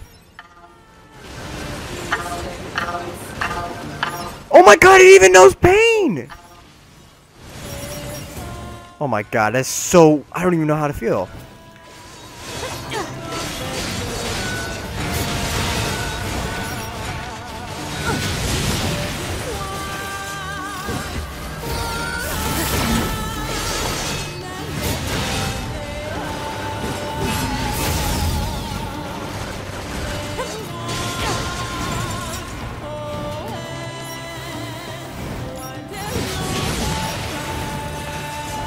Everyone dead. You are false. You will break.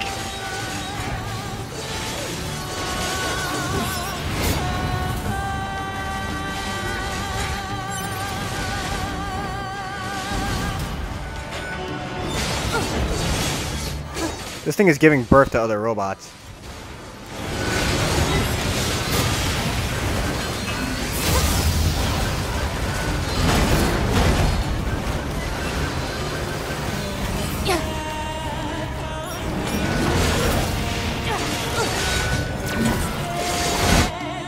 Oh!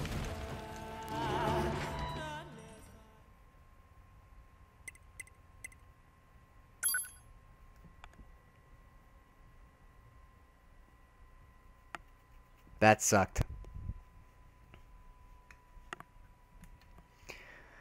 Got fucking bitch smacked really hard just now. Damn. And that's death number 4.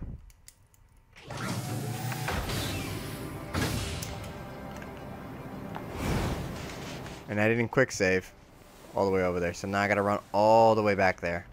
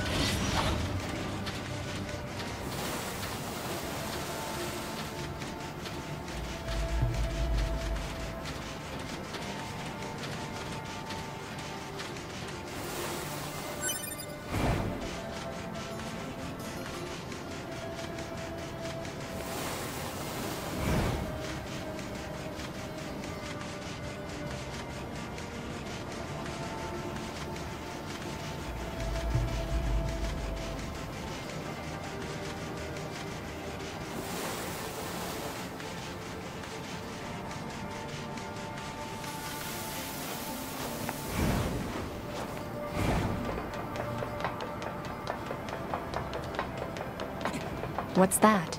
Analysis. It is the ruin of a former human residential area. Large numbers of humans resided in such concrete and metal shelters. The structures were referred to by names such as apartment complex.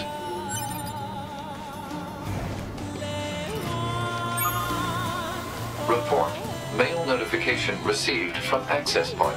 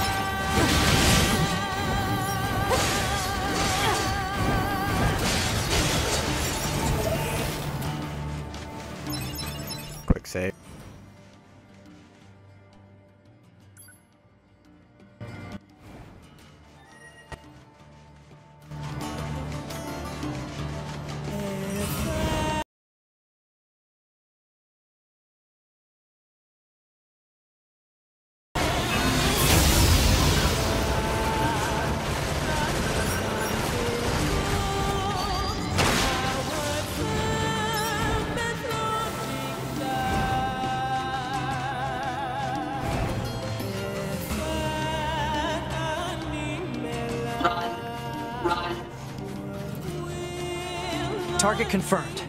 Let's get him. How are you? Nice.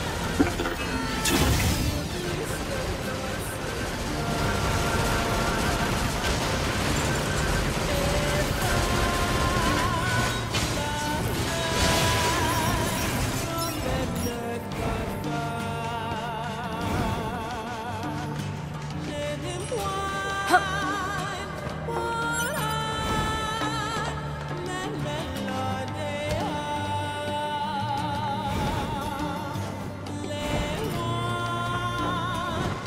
androids.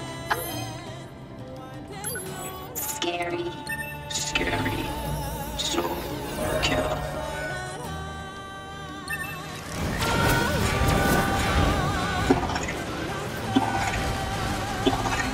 Stop. Scary. Cool. Stay back. Ow. Ow. Ow. Ow. Ow. Ow. Ow. Ow. Ow. Ow.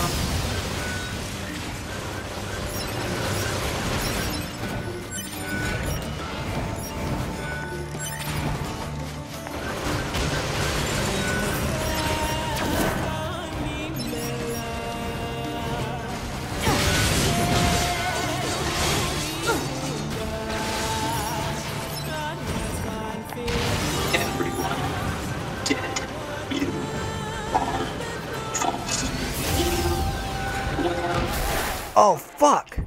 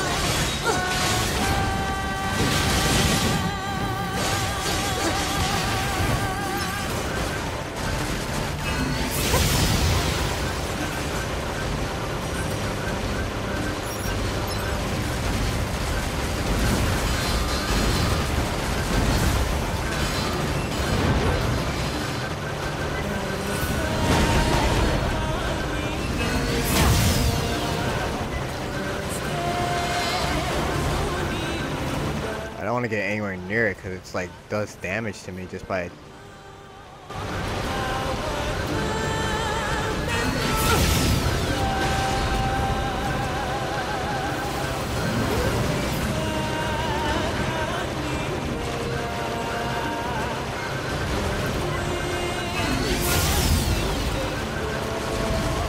Oh my god!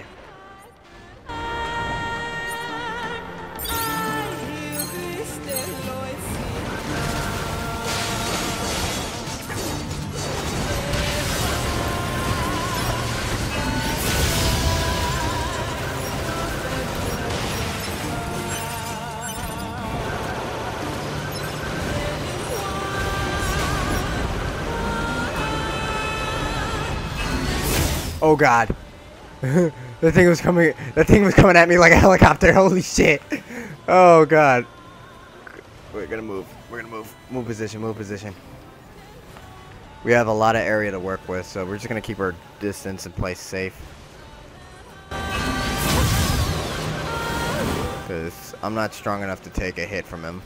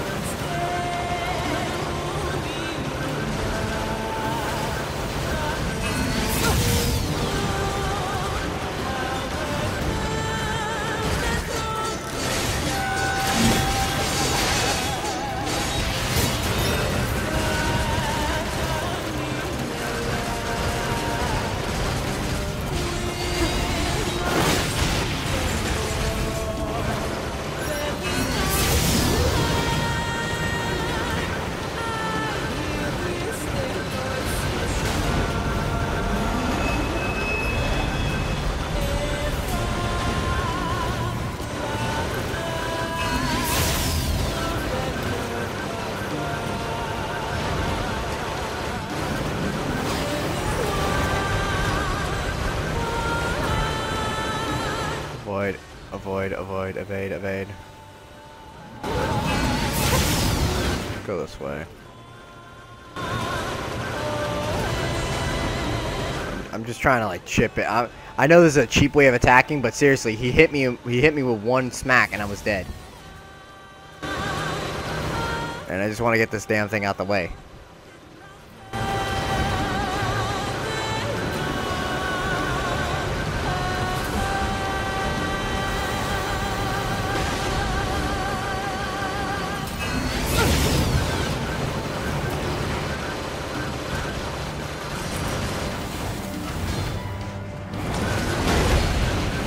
Fuck it.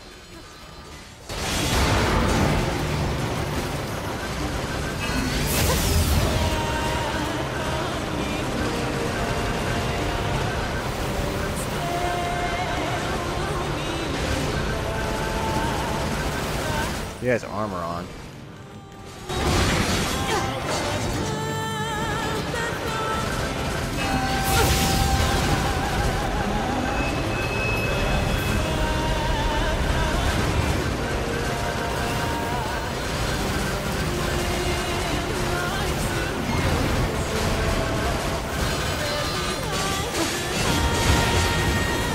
Finally killed the damn thing.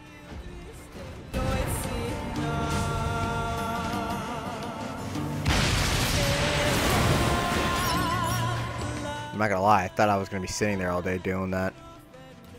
Cause I didn't know how to kill it, cause it smacked me once and I died. I didn't know I didn't know I had armor on it. Run. Run. Not this way.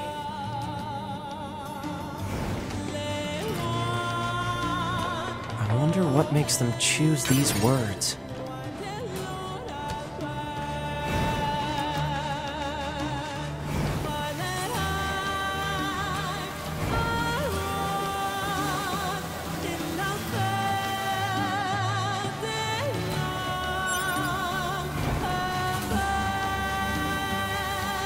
These are android bodies. Hypothesis. They were killed by local machine life forms. What are they doing here? Unknown. It's like they were gathered here.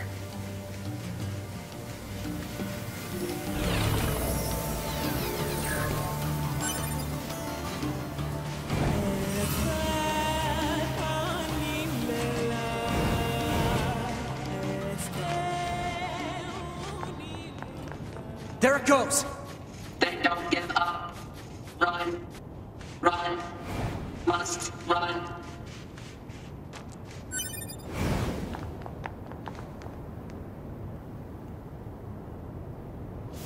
Multiple machines detected ahead. But what's with these android bodies? Stay focused.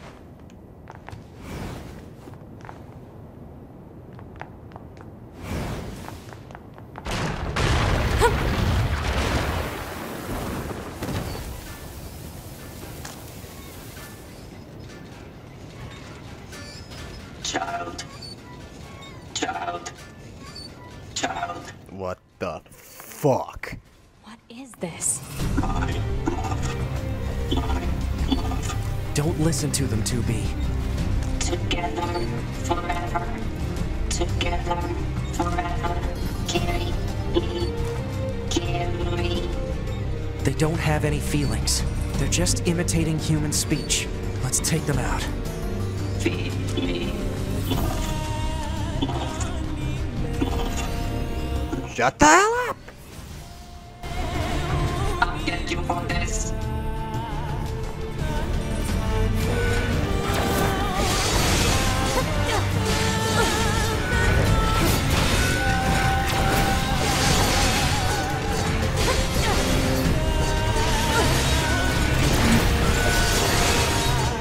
Kill the androids. Kill. Destroy. I love you. Kill. Hatred. Pain. Slaughter. This cannot continue.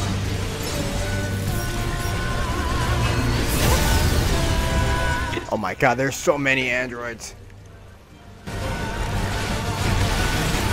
This cannot continue. Moving. This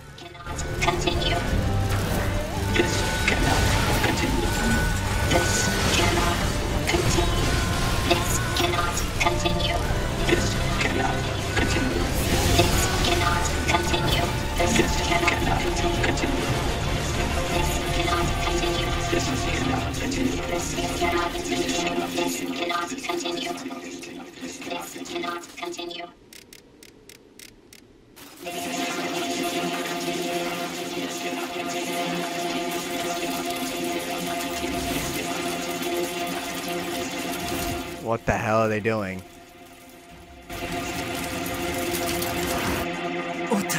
What's happening?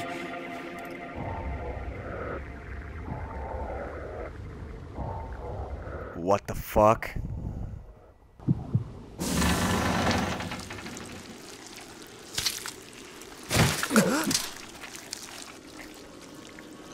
An android? No! This is a machine!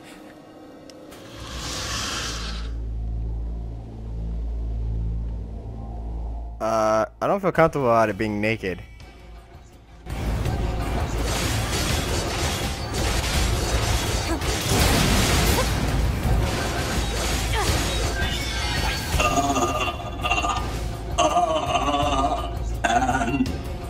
Androids, why fight? Oh my god, he just kicked me right in the effing head.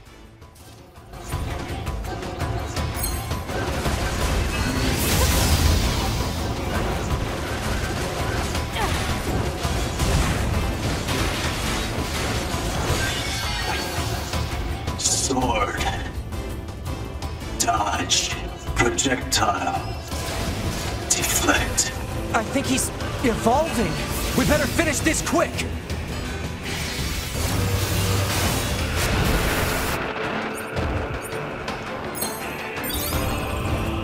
Jesus Christ.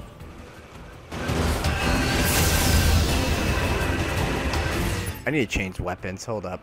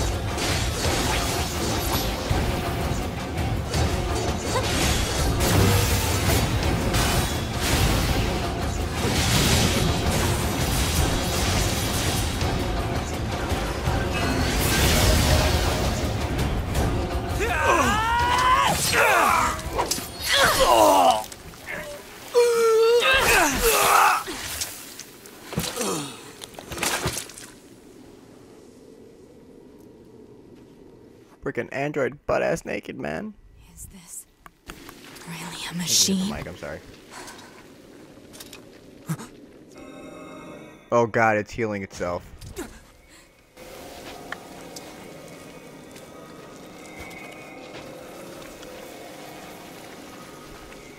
Damn it, not another one.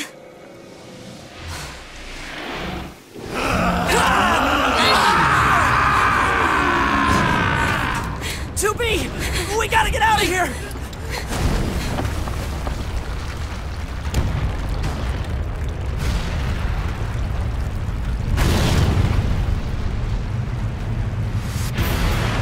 Come on! Through that hole!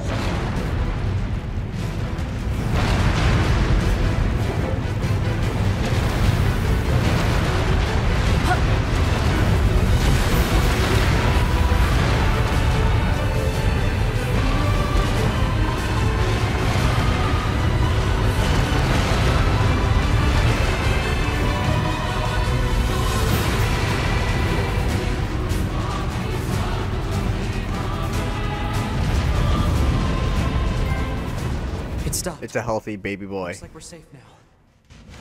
What the hell just happened? I know. I've never seen a machine like that before. We better report this to command. Let's move to an area with better reception so we can contact command.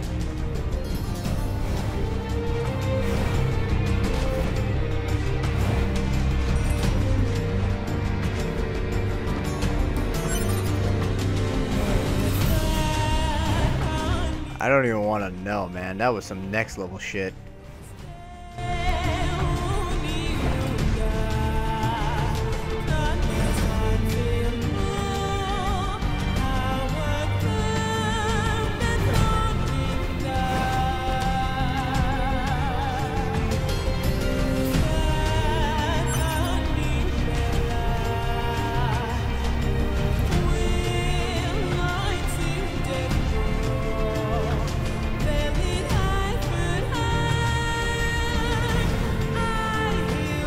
Okay, this is good. We should be able to reach command here. 9S to bunker. Do you copy? I read you, 9S. Go ahead. Operator, we just encountered a pair of humanoid machines. We weren't able to capture them, but I have combat data ready for upload.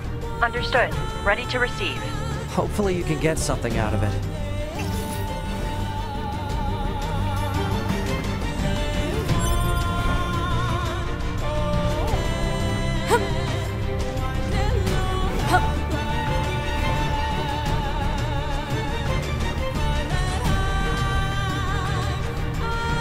My platforming skills are next level, man. But I can't go back up through there.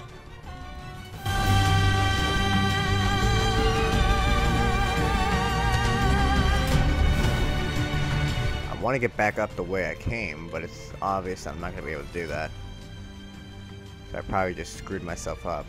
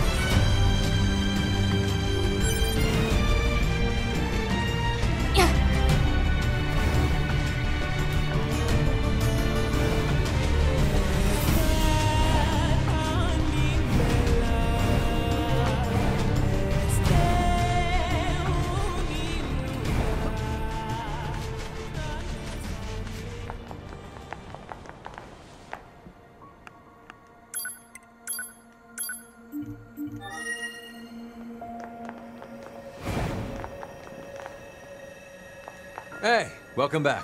Thanks for securing act. I know it isn't much, but... Oh, and be sure to swing by...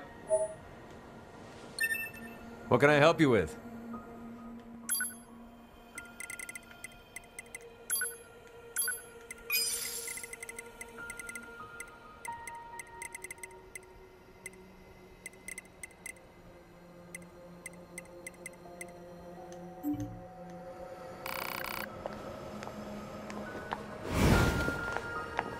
I hear you kicked some tin can ass out in the desert. So I guess, you know, thanks or whatever.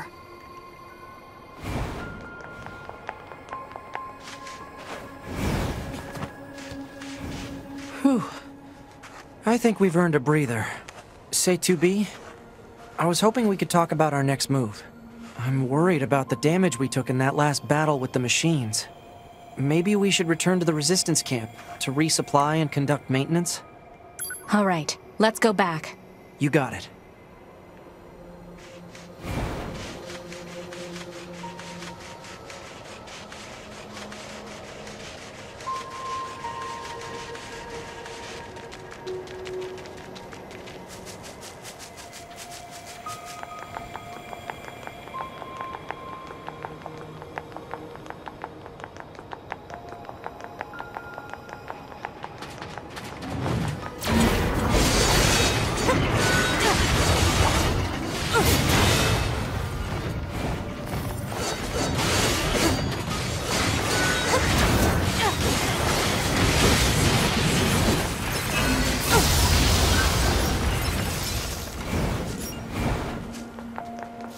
Trying to make my way back to the resistance camp and save.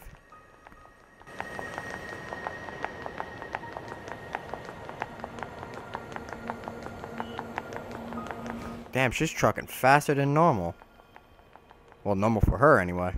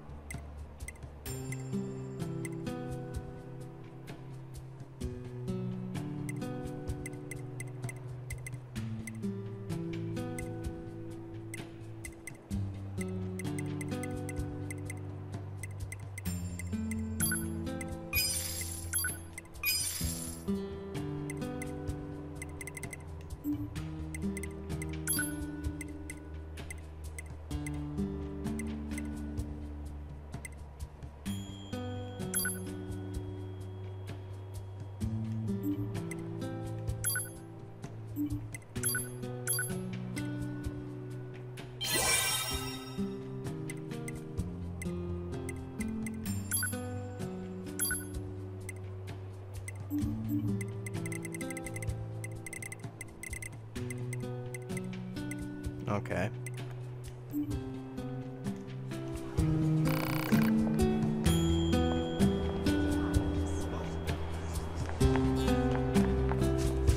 I'm starting to understand how this is supposed to work.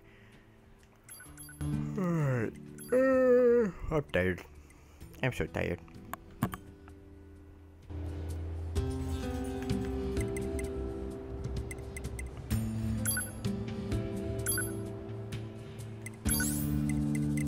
Now I have all this other space to work with.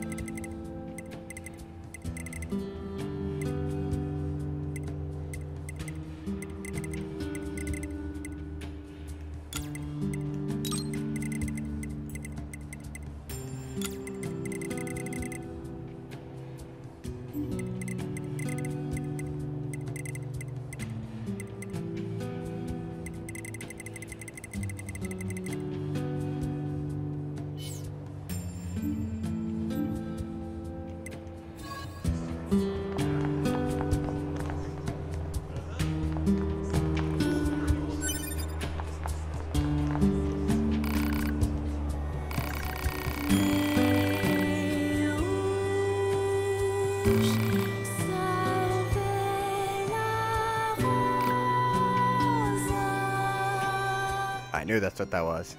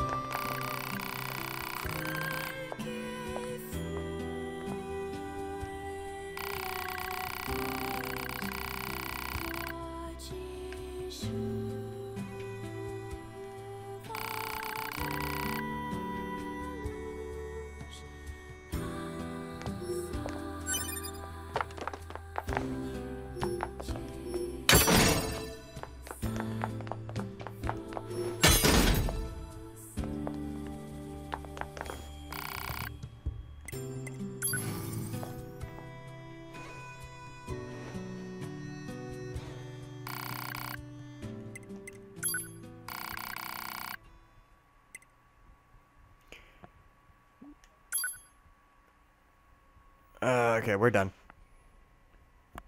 My eyes. My eyesight hurts. But yeah, that's pretty much it. We're done.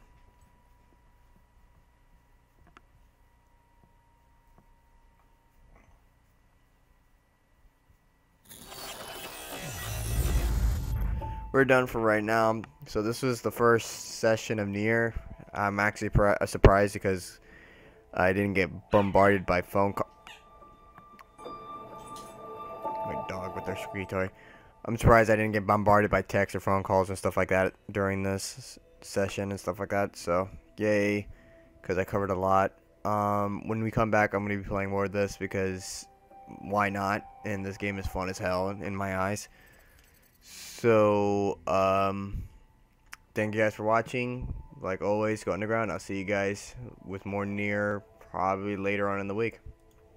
Have a good one.